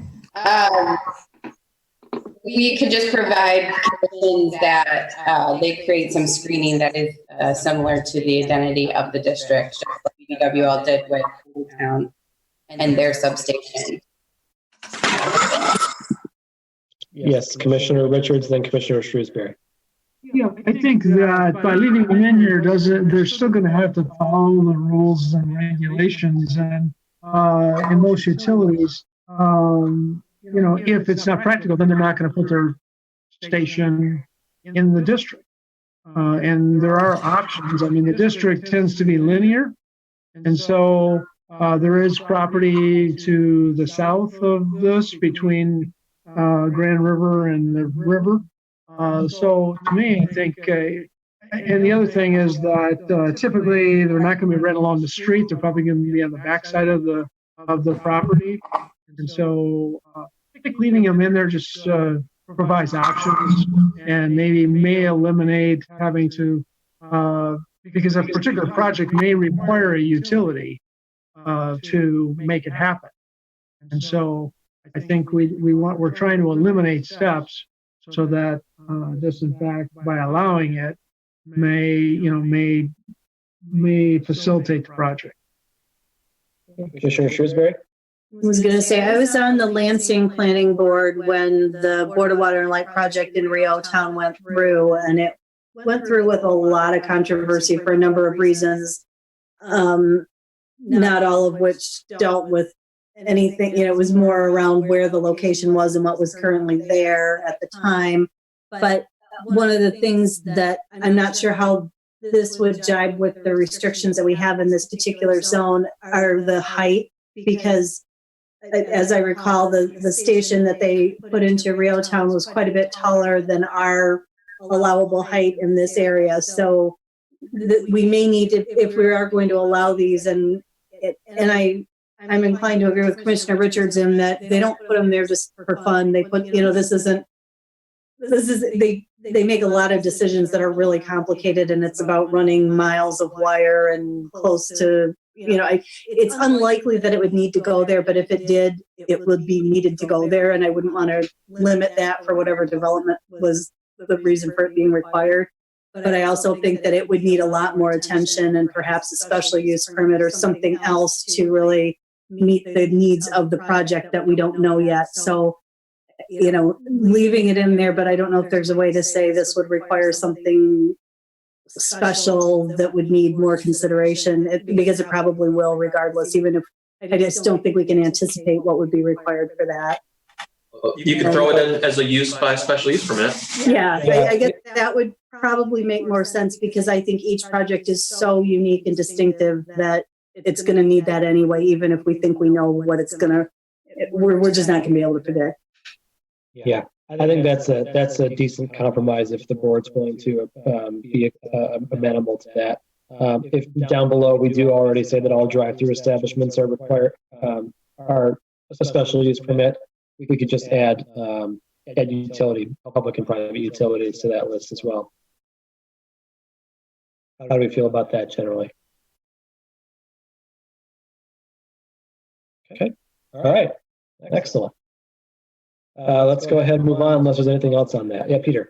I had a question because you just mentioned the drive-through windows. I thought at one point this group decided that drive-throughs were going to be excluded completely from this district. And I just want to make sure I heard if that's still the thought, or if that, just because I heard you mention it.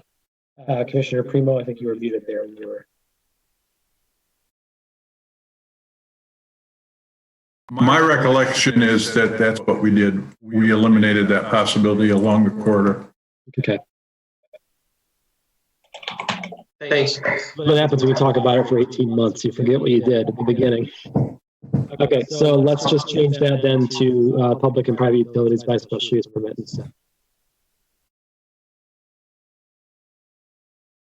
Are we okay with that? All right. We were talking about offices of executive, administrative, legal, writing, clerical, accounting, insurance, and similar enterprises. I don't imagine there'll be a whole lot of consternation about that. About research labs. How do we feel about research lab? All right, I don't see any issues there. Prototype production facilities.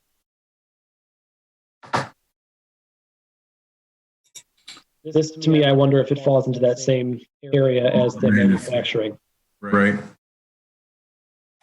I think if we're going to leave one out, we should leave this out as well. I agree.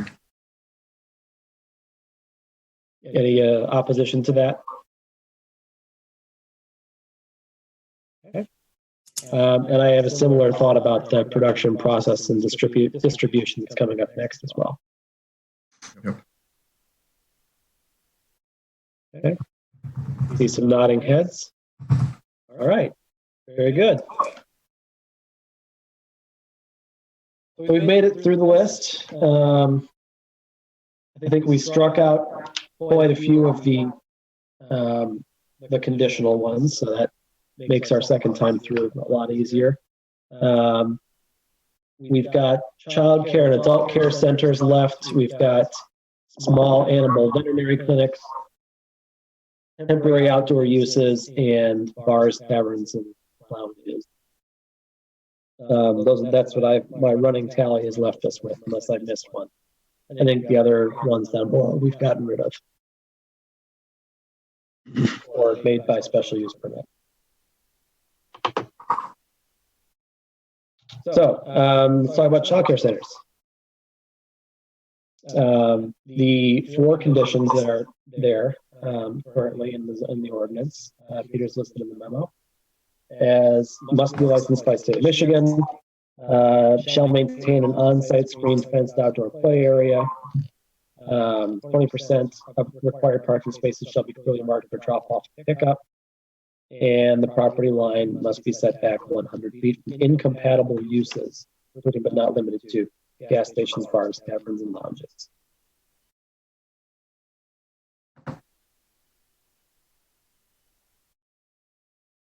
So what do we think about those conditions?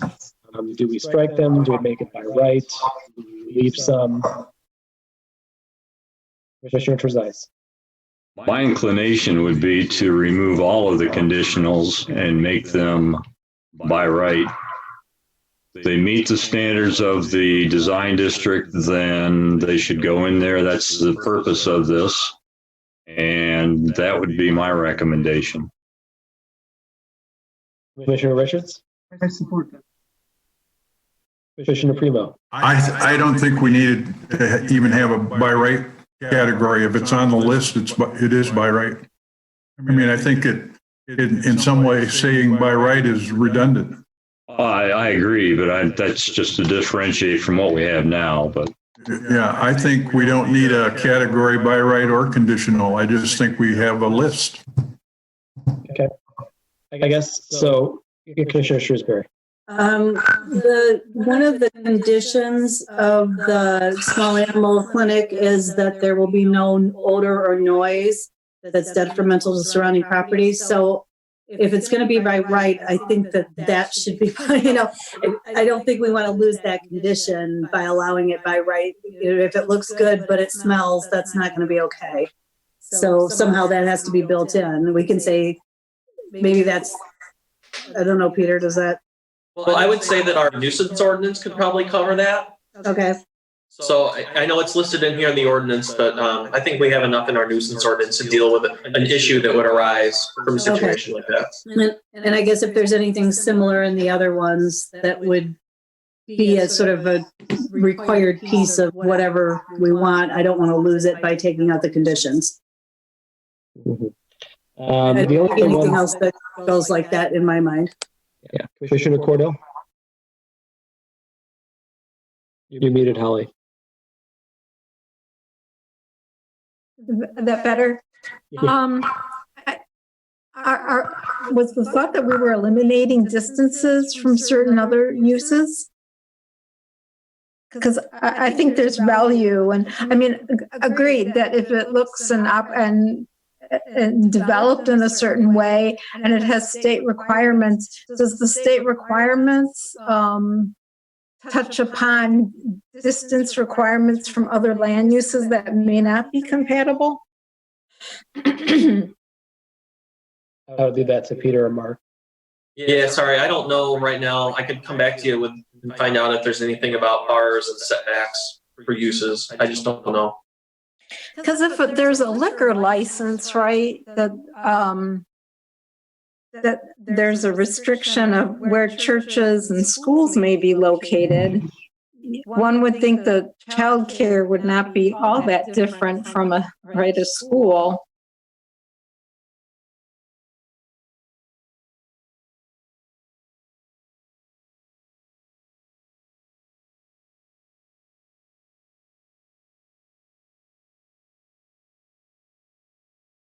Did we lose Scott?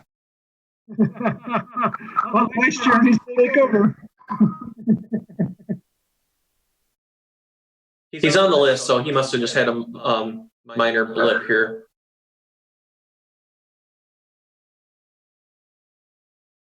Are you there, Scott?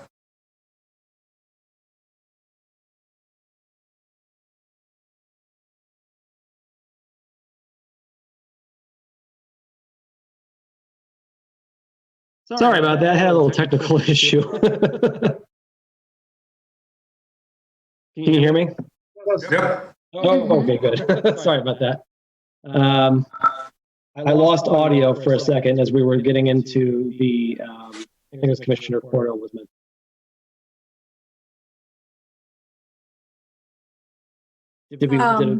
Would you like me to restate that? If you don't mind, I'm sorry.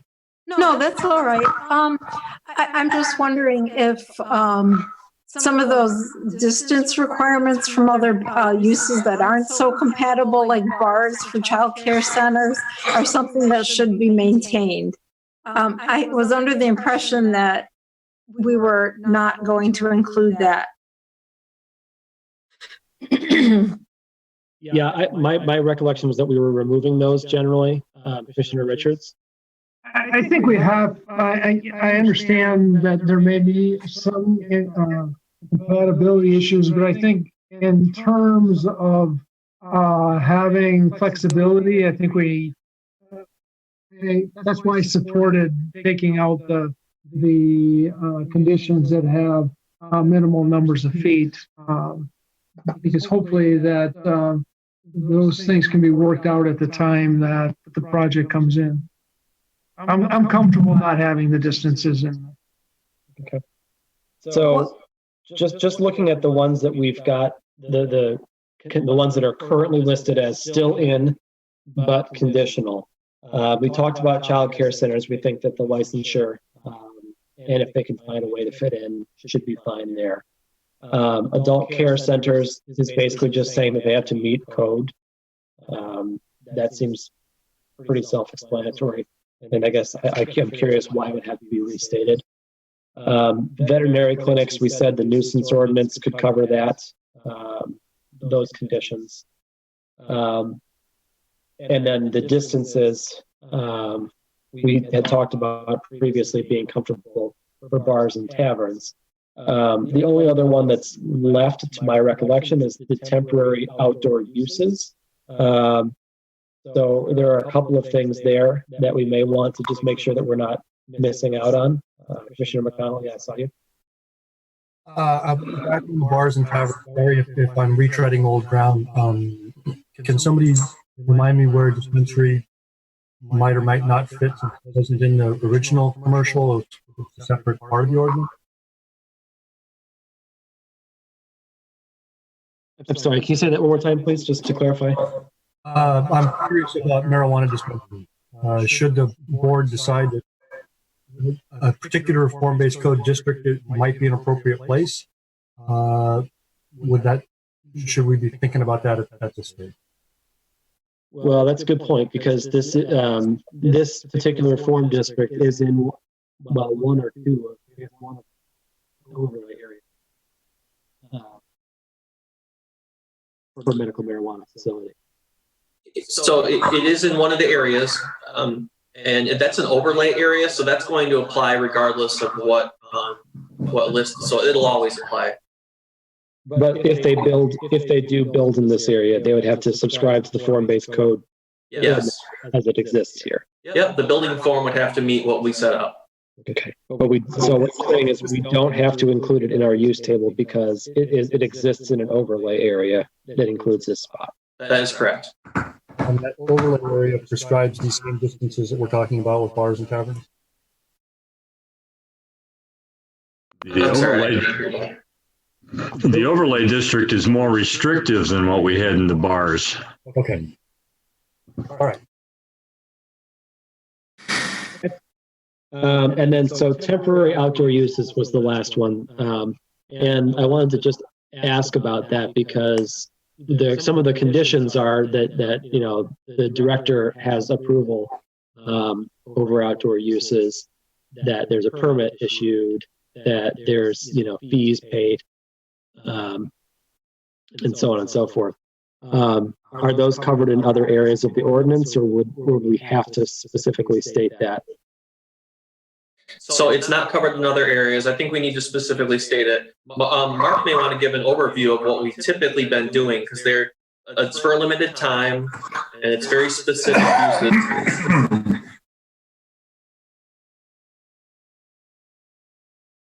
Mark, can you give us some more information there?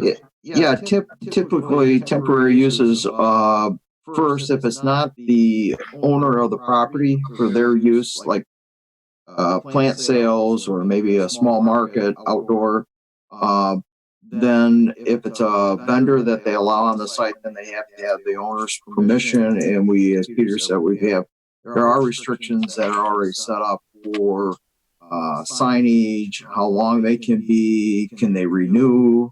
If they were there for 30 days, can they have it for another 30 days? So those things are set out, and we do that through my office to approve those.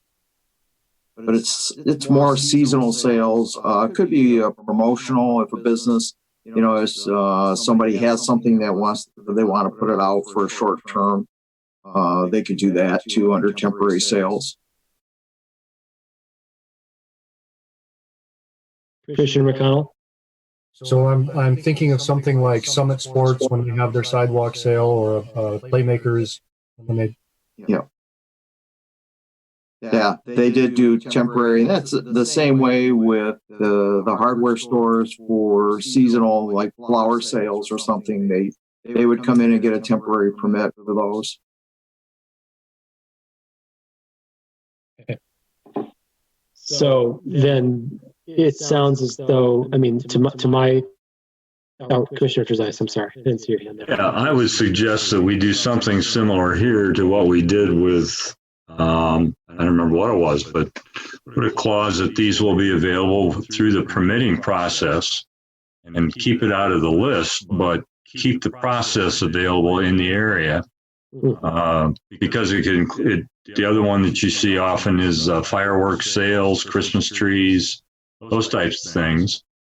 Maybe a tent sale at the heat and sweep or whatever, that keep the process available through Mark the same as it is, but put it as an exception, not as a use by right, but through the process that already exists. Okay. So then we would add that, similarly to the utilities, add that as a clause after the use table there as well. That would be my recommendation. That seems pretty sensible to me. All right. I think that was all of them, unless there's one that I missed that. So we should be able to consolidate them down so long as we're comfortable with what we've talked about. There's no more use by right or use by or conditional use. There's just simply acceptable uses. And we've added a couple of things to go at the bottom there as conditions outside of the use table to sort of supplement the table itself. Any other thoughts or comments on the use table? I was just going to make a smart aleck comment on the architects and the artists. I didn't realize that urban planning was a land use, but yeah, why not? Yeah. Okay. Great. So I guess before we wrap this one up, the other thing that we had talked about doing was doing one more brief pass on our own through this as a part of prepping for this meeting to offer any last thoughts on it before we give our stamp of approval and see a quasi final draft from Peter and Ken before sending it to the board. And so as a part of that, I've got a couple of things that I wanted to mention, but I will open it up to others first to see if there's anything that stood out to you as things we need to add, change, or delete before we give our stamp of approval to it. Commissioner McConnell. I'll learn a lot when I see the diagrams. Really looking forward to that. Yeah. Well, on that note, and I have a whole list of things I'd like to bring up as well. I don't know if I'm prepared to explain them all tonight. Where we get these diagrams is definitely a question mark. I don't know if any of you are skilled graphic artists, but I told you we lost ours. I don't see the township reaching out to pay anybody right now to do this work. So I'm open to ideas on how we accomplish that. Okay. Commissioner Cordell, I saw your hand. Holly, are you there? Uh-oh. I think she's frozen. Commissioner McConnell? It might be possible to approach some of the university planning folks. They may have students or classes that have focused on some of this stuff and may be able to find more quickly than the rest of us good examples out in the literature that could be adapted for our use. Yeah. Commissioner Shrewsbury? Up in the definitions section, it looks like there are new text added under garden walls. That last added sentence might be more appropriate under the form standards as opposed to in the definition.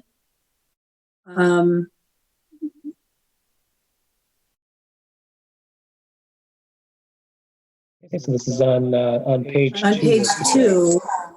And I'm just thinking that because it's talking about the form of the garden walls, it might better fit down there to define what a garden wall looks like, which may require adding in something about the garden wall. I mean, it says see down there, but. Yeah, I don't recall there being a whole lot about the garden wall in the building form standards. Maybe I'm misremembering. I don't see it either, but should it be there and should it define anything more about them? Because I just feel like the definition is sort of saying what a garden wall is and saying that it has to look like the building is more about a form standard.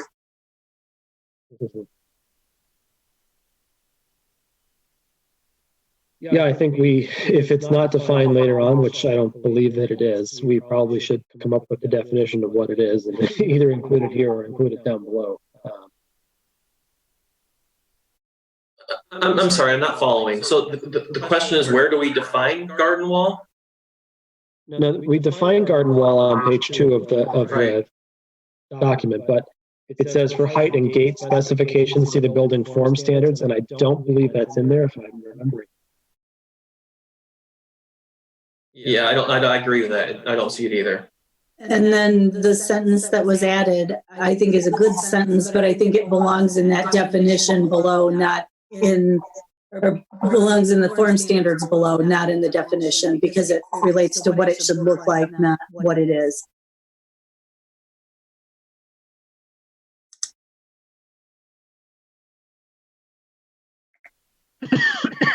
Yeah, does that make sense?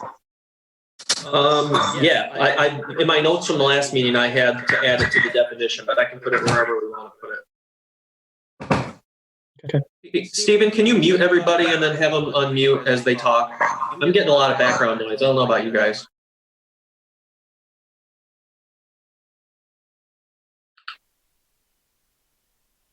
Thank you. Should be good to go, sir. Okay. So if you're everybody after you talk, I'm doing it and it's not easy, but mute yourself again because we're getting a lot of background noise.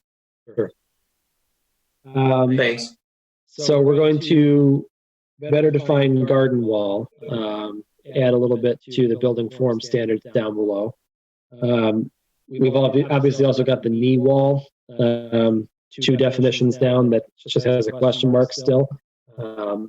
So I don't think we ever used that term officially in this document as of yet.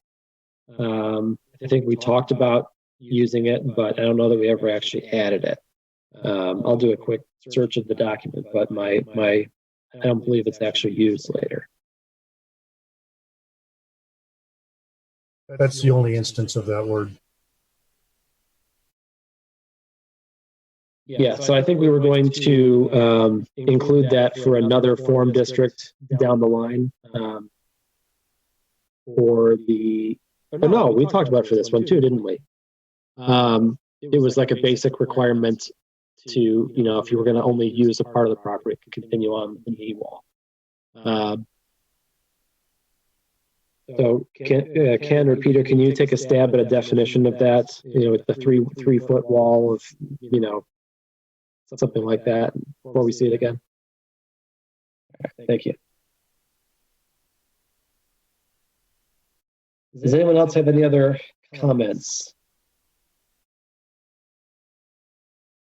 No? See some shaking heads. We'll give everyone a second. Holly, are you back with us?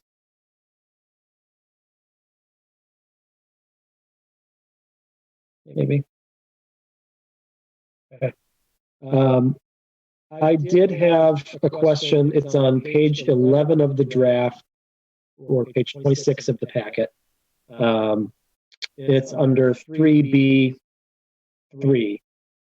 Storefront fenestration shall be 60 to 90% of the facade of the individual building, of an individual building. Now, later on in the form district, we defined the fenestration as being, wait for it, 40 to 90%, I think.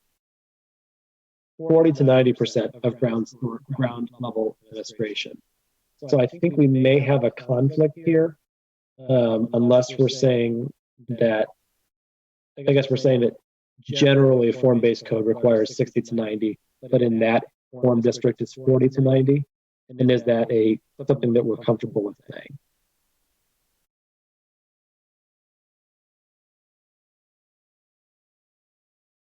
Does everyone follow that? Does that make sense? Where is that first reference you mentioned? Yeah, it's page 11 of the draft, which is page 26 of the PDF. It's 3B3. Storefront fenestration shall be 60 to 90% of the facade of an individual building. And then it appears later on page 20 of the draft, or 35 of the PDF, in 5A. I think we need to make it consistent, and probably 5A is what we landed on. That certainly reflects the most recent discussion anyway. Plus, it's the wider range. If I'm reading this right, isn't this talking specifically about ground story storefronts? So shouldn't there be 2 standards? One talks about storefronts which is just ground story. One talks about the rest of the building. I don't disagree with that, except that one says 60 to 90, one says 40 to 90. Right. Okay, yeah, we can match those. Well, let's put it at 40 to 90 because that's what we most recently agreed upon. I think let me make sure. I think that was it for me. Any other questions or thoughts or comments on the draft as we have it?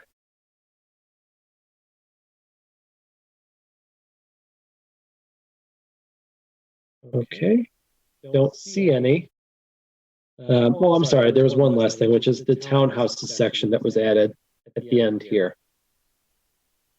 I don't know that we talked about that at the outset of this discussion. Peter, can you give us a quick rundown as to what's been added?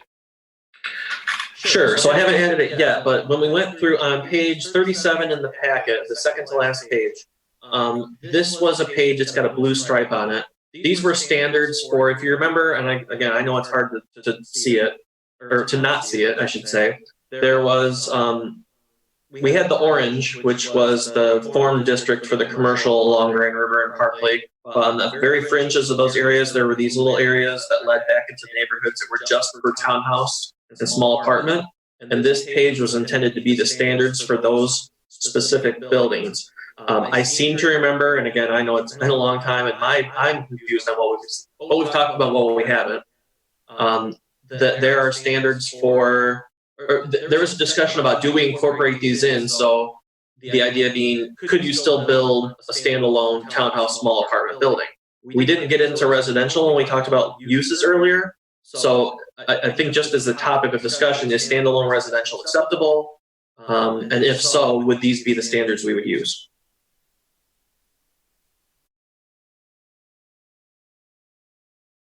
Any discussion on that? So the first person is asking if we're permitting residential, which I would be a fan for in the district, but whether and then the second question is specifically these design standards. Yes. Yeah, and I think just to put a button on the first question, I think we did talk about adding residential uses at the beginning of our conversation about the use table, and we were all in agreement on that. So I think we can move to the question of standards and focus in on that. So what we're looking at here is a minimum height of 2 stories at 25 feet, a maximum height of 3 stories at 35 feet, setbacks of 5 feet from the front and 15 feet, 5 foot minimum, 15 foot maximum from the right of way. A couple other things as well. No front yard parking.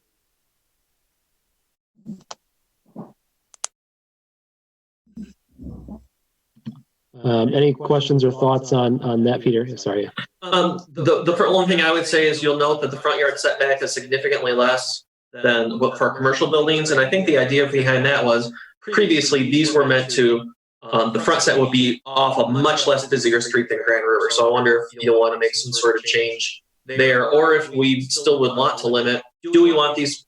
I understand the idea is, yes, we do want to allow standalone residential. Do you want those within right on Grand River, or are those better for side streets? Yeah, if for those of us who recall the original map, that Grand River was sort of that orangey color. That was what was intended to be the general flex standards. And that's everything that we've talked about to this point would have been included in that general flex standard. And then there were some side streets, the ones I can never remember the names of, that were shaded in blue. And that's what these standards were meant for. The idea being that there's residential sort of surrounding the general flex areas. So I'll lead us back to Peter's question, which is, do we want to include standalone residential like this on Grand River? And if so, what standards do we want to include? Commissioner Richards. Yeah, I would opt for not allowing it on Grand River, put it on the side streets. I think it'd be more difficult to maintain or to develop a look if you've got residential and then commercial. And I think it's more appropriate on the side street, less, even though there may be some units above, your residential being on a less traveled road, I think to me makes more sense. Okay. Other thoughts?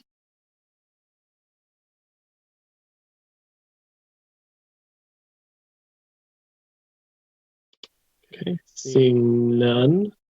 I agree with you, Commissioner Richards, that if we could try to find a way to put those on the side streets, we should do it. So we'll be back to our two-toned map again, more or less, which is good news, I guess. We could probably just reuse the old map, assuming not a whole lot has changed since then. So let's look at the specifics of the building form standards, because now we've got a new series of building form standards to incorporate. So we're saying minimum of 2 stories, maximum of 3 stories, at 25 feet and 35 feet. We feel relatively comfortable with those. Some nodding heads. Anyone not comfortable with that? Let's put it that way. Okay. Don't see anything there. Front setback is 5 feet minimum, 15 feet maximum from the right of way. Everyone's happy with that? Nodding head. Okay. Front yard parking is not permitted. I don't know what C402E is, but that's probably a long deleted reference. Parking front yard screening, an 8-yard minimum, 8-foot minimum landscape buffer should be provided, maybe reduced to 5 feet with a 3-foot masonry garden wall. There's our garden wall again. Excellent. So yeah, there's a dimensional thing.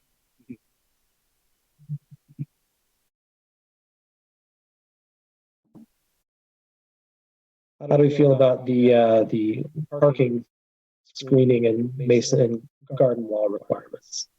Commissioner Richards. Yeah, just as a clarification, right above that we say there is no front yard parking, and then we say parking front yard screening. Yeah, so I'm looking at the diagram. It's the bottom of the 2 diagrams.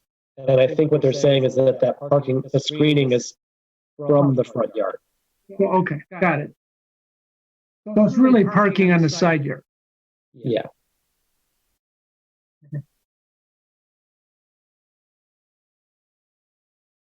Okay. Stoop placement. Stoop may occur forward of the front setback. 5-foot minimum clear sidewalk area should be maintained. Peter, can you check to make sure we have a definition for clear sidewalk up there? I don't remember removing it, but you got a little jumpy in the early days.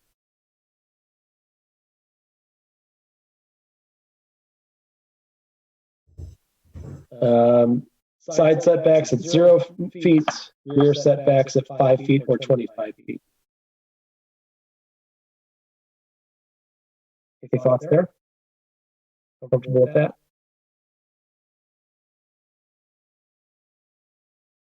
Okay. And then adjacent single-family rear setback is equal to the rear setback of the adjacent residential district. That's pretty sensible. Okay. And then lastly, the fenestration of all stories, 25 to 70%. Is that roughly what we require of homes of this variety of other places? I'm just curious. For which part? The fenestration requirements, the 25 to 70%. We don't have a fenestration. The only thing we have a fenestration requirement for are first floor commercial in a MUPUD, and I thought it was 50%. Yeah. I guess I would defer to maybe Commissioner Primo, who's got some experience in building. You might be able to tell us, what you think is a standard fenestration for something like this. On apartments The townhouses, yeah. and townhouses, I think 25 to 70% is not unreasonable. You're going to have your the front of the building is going to carry the bulk of your fenestration because that's going to be the wall that has that capability. So I think you're going to have that anyway. Typically that's where you might have a picture window or a bay window or, Commissioner Richards? I think based on that, I'd opt for raising the minimum to say 40%? Yeah. Again, or something higher than the 20. 20 seems a little low, particularly, if you're not going to have much on the sides, and particularly if you're an inside unit. 20 just seems to be a little bit low. I don't know if 40 is the right number, but I think something a little bit higher. Let me just suggest that one of the issues with fenestration in a living quarters is then you've got the expense of window covering. And so, especially in rental units, 25% is, I think the number is 25%. I personally am comfortable with the 25 to 70, and I think the builder is going to make that decision based on some cost factors relative to window cover and, glass maintenance, things like that. But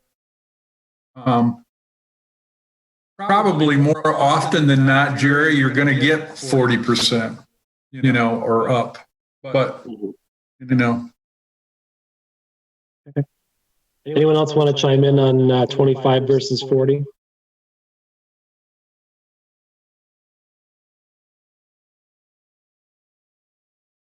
Okay.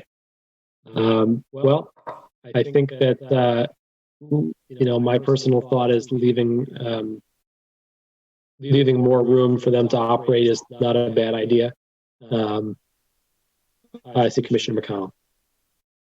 I'm trying to remember the name of the development up on up Chandler, where they put up those kind of steel structures that are all sort of balconies on the front and back. And the ends, they're just these solid walls with little tiny fake windows and what appear to be stairwells. And I clearly the opinions vary widely on the attractiveness of that look, but that's way lower than 25. So a 25 minimum would have.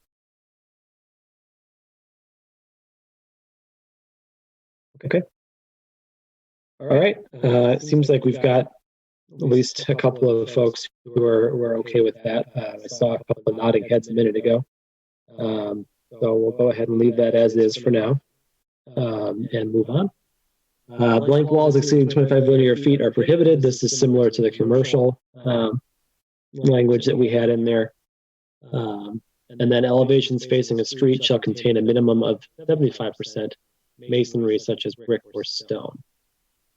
So that's a look, brick and stone look that we're going for. Anything that's missing that we should add here?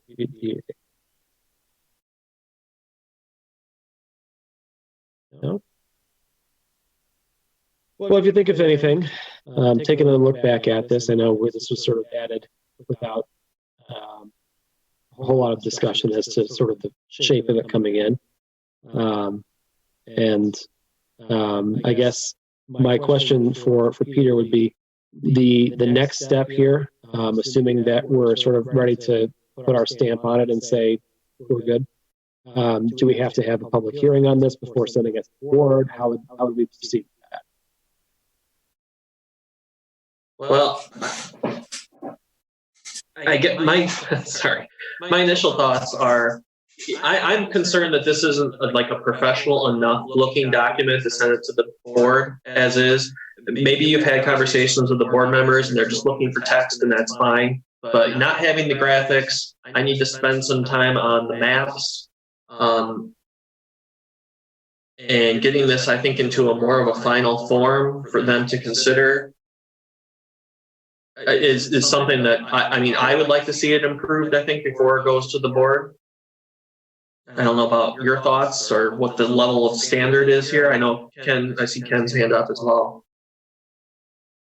Just my opinion from when we did the presentation to the board a couple of months ago, you know, what I got as feedback from the board was, if the planning commission wants the board to adopt this, it has to be detailed to an extraordinary level. So I agree with Peter that I think the diagrams and the photographs and really painting a picture of what the vision is going to be for this area is really going to be necessary for the board to approve this.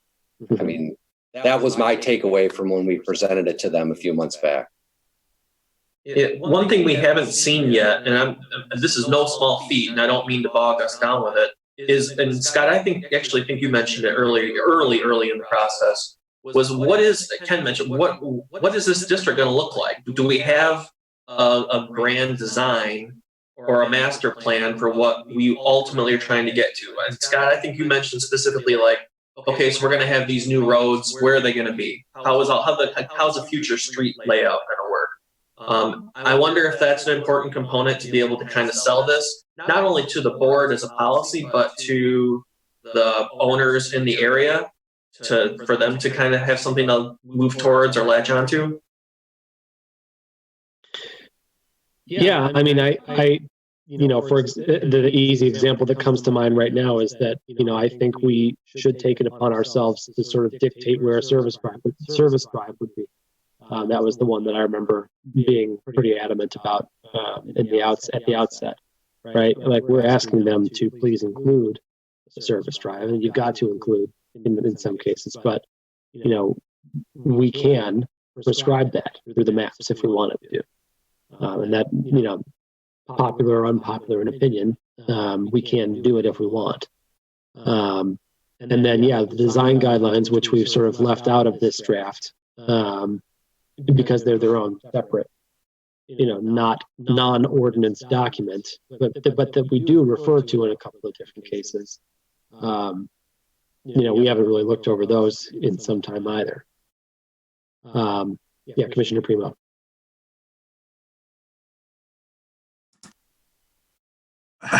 You know, the elephant in the room question for me is how excited about form-based code are we as a commission? I mean, how is it, are we so wanting form-based code that we want to spend, you know, inordinate amounts of time and energy on it to send to a board that seems to be lukewarm on it?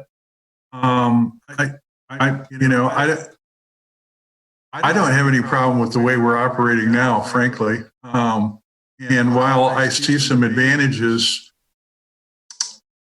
I'm not feeling like we're overwhelmingly enthusiastic about it. And let me speak for myself. I'm not overwhelmingly enthusiastic about it. And I don't know how the rest of you feel about it, but I guess just in terms of our own commitment to it and how bad we want the board to adopt it would dictate the level of time and energy that we're going to now put into it to polish it. Yeah, I found with documents, the last 10% is often 40% of the work, just to get that spot that you're comfortable with it. And this one will be no exception, I'm sure. I saw Commissioner McConnell. Yeah, I guess my feeling is that the vision that the form-based code is laying out there is actually hugely ambitious. Right? The idea of transforming this section of Grand River from Park Lake to wherever it is into something that is not stores behind parking lots. That's a huge change that we're proposing. So it would be lovely if the board could say, yeah, we're 100% behind the kind of general vision. So go and invest plenty of time in making up something very detailed. I didn't hear that when it was presented to the board. What I heard was, well, could we limit the use? Could we do this? Could we do that? And they were more in the weeds. But I sense that the notion of creating a walkable community from something that's very car-centric now is a policy direction that the board is interested in. So if that's the case, and we're just talking about the details, then yeah, it's a lot of work, but it is enacting a huge change of vision for a portion of the township. If the board's not fundamentally on board with that vision of transforming this landscape, then we probably don't need to continue investing in it. Mm-hmm. I mean, let me throw out another alternative, which is rather than, presenting, what I originally described as close to the final document, instead we could have a joint work session, so that they know, so that it's very clear from even the description of the meeting that this is still a working document. That's a possibility as well.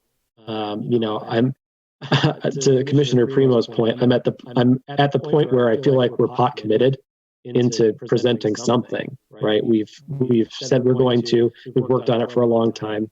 I like the idea of form-based code. I like the idea of sort of defining the vision up front and letting it be executed, and creating a walkable community, as Commissioner McConnell said. I think that we've got to figure out a way to make some progress on it and get some buy-in, because as Ken mentioned, and Commissioner McConnell as well, we got some pushback because they didn't have the details. They didn't get to see where they could lay out their vision at the outset, and sort of show that that's possible. And I think the use table will go a long way in helping that too, because they want to be able to weigh in on that too. So I think you could do it as a work session. You could do it informally. You have to be on the record, but just have a conversation with them about it maybe would be a good alternative to presenting them with a final plan and having their reaction be negative because it is not quite there graphically.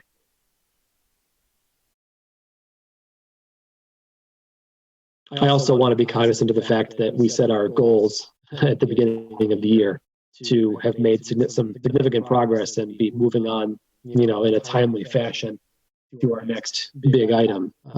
And obviously this outbreak has slowed everything down, but if we can start to make progress in other areas, I know that, we had expressed an interest in doing so just a few months ago. Commissioner Primo. Peter, what would be an adequate amount of time for you to make it look pretty? I'm hesitant to put a timeline on that. If this was the only assignment I had right now, I'm just trying to be honest with you. If it was the only assignment I had, I don't know, 6 weeks, because I'm understanding there might be some people I can contact about graphics in-house. I think the real complicating issue is we've got a wave of development projects coming that I'm going to spend pretty much 100% of my time on.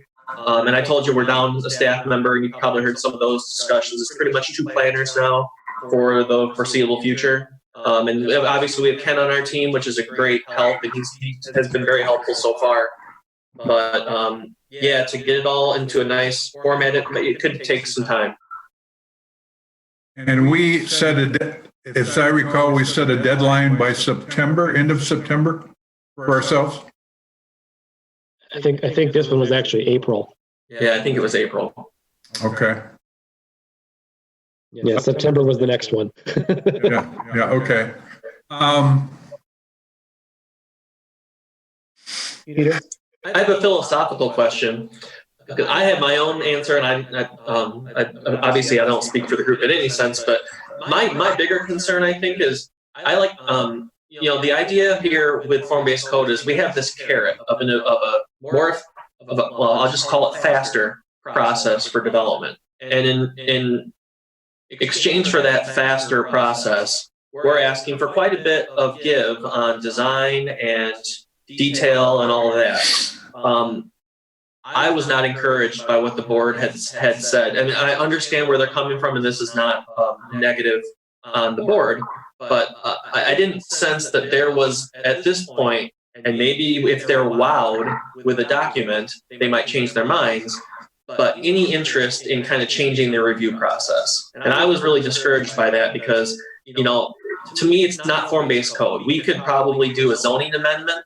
Planning Commission could initiate it, and folks just say, well, we'd like to do a zoning amendment. We're going to reduce the front yard setback from 100 feet to 40, and side yard this, and parking in the side and rear only, done.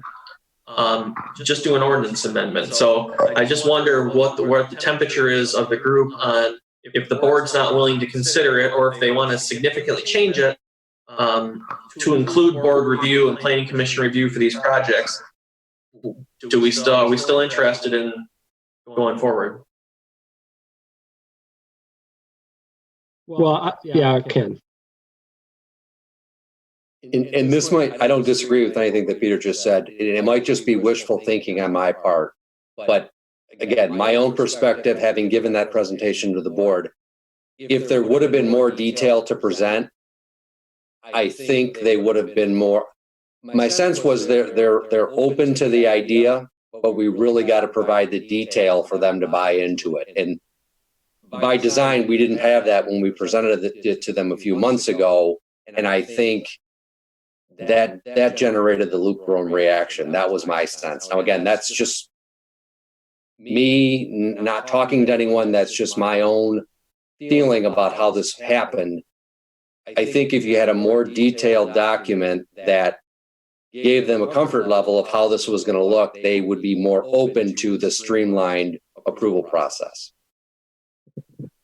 Yeah, and I mean, a lot of the concerns that I heard in that meeting were that, they want to make sure that certain kinds of businesses don't come to this area, right? No payday lending, no, blood plasma donation centers, no used car lots, that sort of thing. And I think, and I think Ken did a great job when he presented this to the board. I think the one thing that could have helped to lead into it a little bit was you get to craft the vision at the outset, right? There was a lot of reactive thinking from board members who are used to having the developers just throw proposals at them. And it was, I think we could make it a little more clear with them that, you get to set the rules at the outset.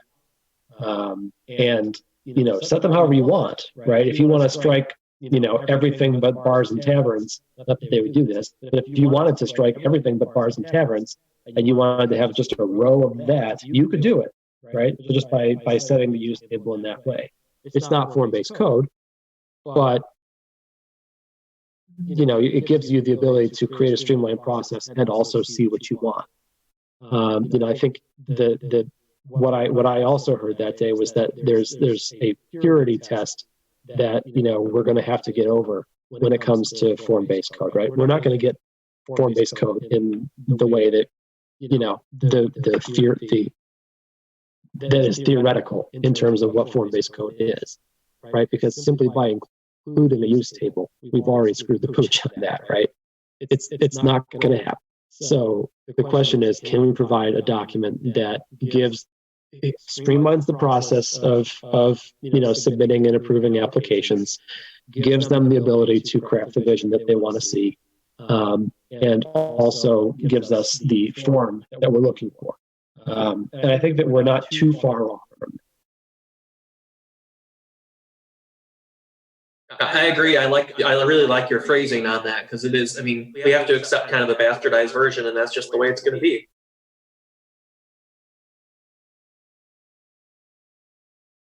So, I mean, my recommendation would be that, you know, when we left the board the last time around after that presentation, what they said was, let us know when you've got more details. I think we're in a position where we could say, we've got more details now. We've been through this with a fine-tooth comb. It's not ready for public consumption yet because we have a lot of graphical stuff to add and details to clarify. But we can at least talk about what uses are in and what uses are out. We can talk about what our building form standards are. We can talk about, you know, the map in greater detail and explanation as to why this area was chosen.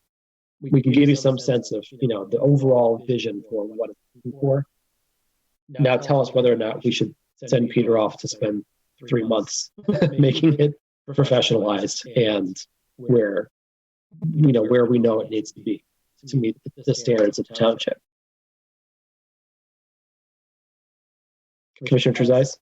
I think we're close to that, but we also have some other resources from the original plan. There are pictures that we could use saying this is the type of building that this would support.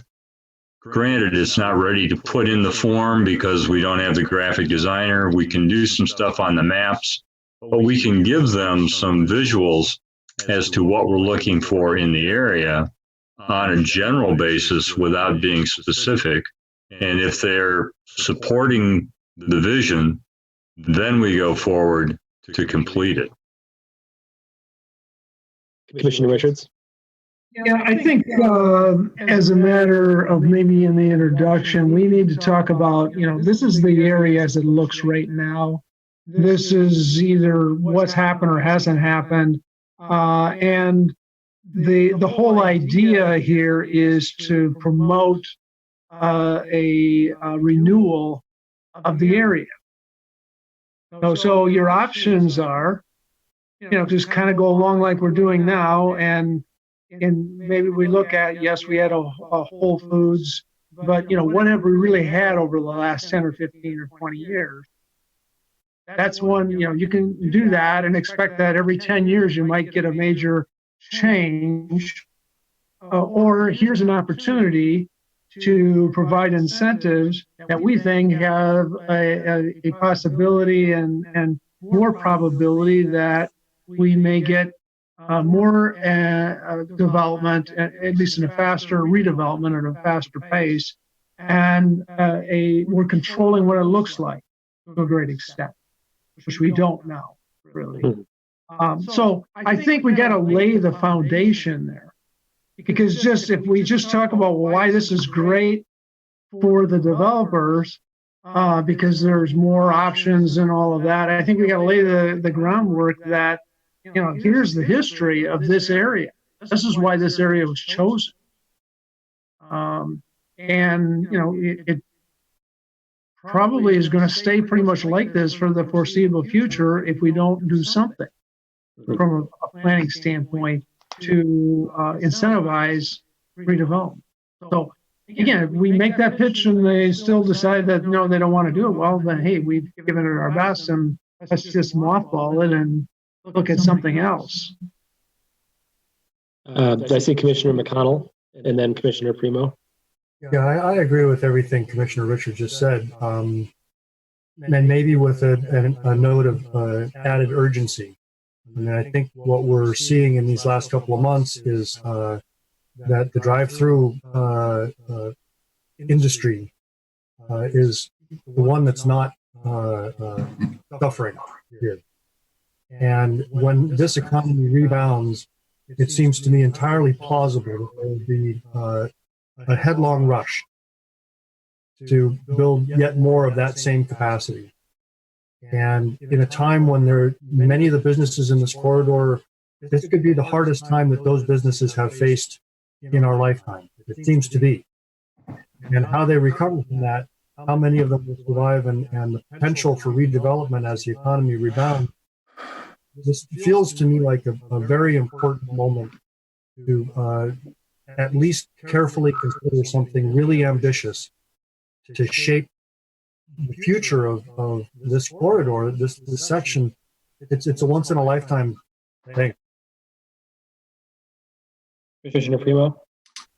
I guess, I think we need to be clear with the board and ourselves as to not what the advantage is to the developer, but what is the advantage to the township to using form-based code? How do we benefit? And I think that's what Jerry was kind of getting at, is that's how you sell it. You sell it based on it's better for the township. And if we're not clear about how it's better or why it's better, then we're not going to sell it to anybody. So, I think, I don't know, maybe we need to talk about it a little more. My second comment is I'm about at saturation point for this evening. If we're not clear on how that benefits the township, then how can we sell it? And I think it's got to be, dramatic. And what I'm saying is, as somebody that worked in the education system for a while, I feel like it's the latest educational deal that in 2 years will be gone and replaced by the next latest greatest. It's nice. I think it's got potential, but I don't hear a major passion among this group about it. And without that, I'm not sure we're going to sell it to a board that's lukewarm at best. And that's why I say, why saddle Peter with, the task of putting pictures to it and all that, when his time is pressed with other things. I mean, I think we need to ask ourselves a few more hard questions about this before we get, I think what we have now, why it's might not look dramatic. The bottom line is, do we have somebody in this group that can go and sell it if we feel strongly enough about it? And if we feel strongly enough about it, then we should be able to sell it. Mm-hmm. Well, as Commissioner Primo mentions, we have been at this for quite some time this evening. I think let's take a little time between now and the next time we meet to sleep on it, and let's come back at this having thought about it, and we'll, Peter, if you can include this on some other business, just as a brief discussion point to talk through, where we come to as a group. Then we'll bring this up at our first meeting in June. And I think the critical question is, how does form-based code benefit the township? Yeah. That's Okay. Any final thoughts before we move on? All right. Moving on, Township Board update. Peter, how's it been going? Oh, sorry. Yeah, sorry. I did not prepare for this part. My apologies. I've just gotten so lost. The board has a meeting tomorrow night. I can pull up the agenda real quick. We have, sorry, I want to pull it up just to make sure I'm giving you guys the right. I apologize. Of course, the agenda's not here. It'll just take a second. So we have the medical marijuana ordinance. There was an amendment to that. That's on for final adoption. And then the Hudson Senior Living, if you remember the Pine Village project there in Hazlet at the former Hazlet Village Square, that westernmost building. The Planning Commission recommended approval. The board did not like the proposal as it was. So the applicant went back to the drawing board and changed it. They actually added a story and they added some more ground floor commercial space. So it's still 133 units, but now it has about 7,500 square feet of commercial space on the ground floor and I think 7 different tenant spaces. So the board is going to consider that for action. So if they approve that, it would be would go then to staff for site plan review. those are the only planning really related things on the agenda for tomorrow night. Okay. Any questions for Peter? All righty. So we'll move on to project update. New applications, we have none. Site plans received, we have none. Site plans approved, we have none. Which brings us to our second and final public remarks. I don't know Cortland, or if that's someone that works for Cortland is a home TV staffer. Terrific. Then we have no public. We'll leave it open in case someone is calling in, I guess. If you'll recall, the phone number is 517-349-1232. The lines are open. Lines are open, and we'll listen for a second, and I'll let you continue on. And if we need to interrupt you, I'll let you know. There's not much more to wait for, unfortunately, because we've reached the end of our agenda. So we'll give them a healthy 15 or 20 seconds to connect the call. I'll fill in some space. So as you all know, if you can to the next page, you'll see the tentative agenda for June 11. I just got word just a while ago that this Andev company, they are going to proceed with the public hearing. There was some question about whether they were going to continue on with that project right away, but they want to be on the agenda for June. It actually should say June 8, right? Yeah, June 8. And so we'll have Andev on for a public hearing. That's the big senior housing that was originally scheduled for. We're going back in time to March 16. So these are the items that were on our March 16 agenda. So we're back to where we were in terms of public hearings. And then we've got public hearings through August at this point scheduled. And I can get you a list if you want one. Okay. And the Ho-Cho is happening as well? Yes, all three of those. And there are no phone calls at all, so I'll let you continue on. Okay. And I assume, Peter, that the two Andevs are going to be held as one, so we don't violate our rules here? Yeah, for the public hearing, we should hold that together. When we take it for action, that the following meeting, if we do proceed to action, we'll do it separately. Got it. All right. With no public offering remarks, we will go ahead and entertain a motion to adjourn. By Commissioner Richards, seconded by Commissioner McDonald. All in favor, say aye. Aye. Opposed? All right, we stand adjourned at 9:42 p.m. Everybody stay healthy. Yeah, thanks everybody. Good meeting. Good night. Good night. Good night.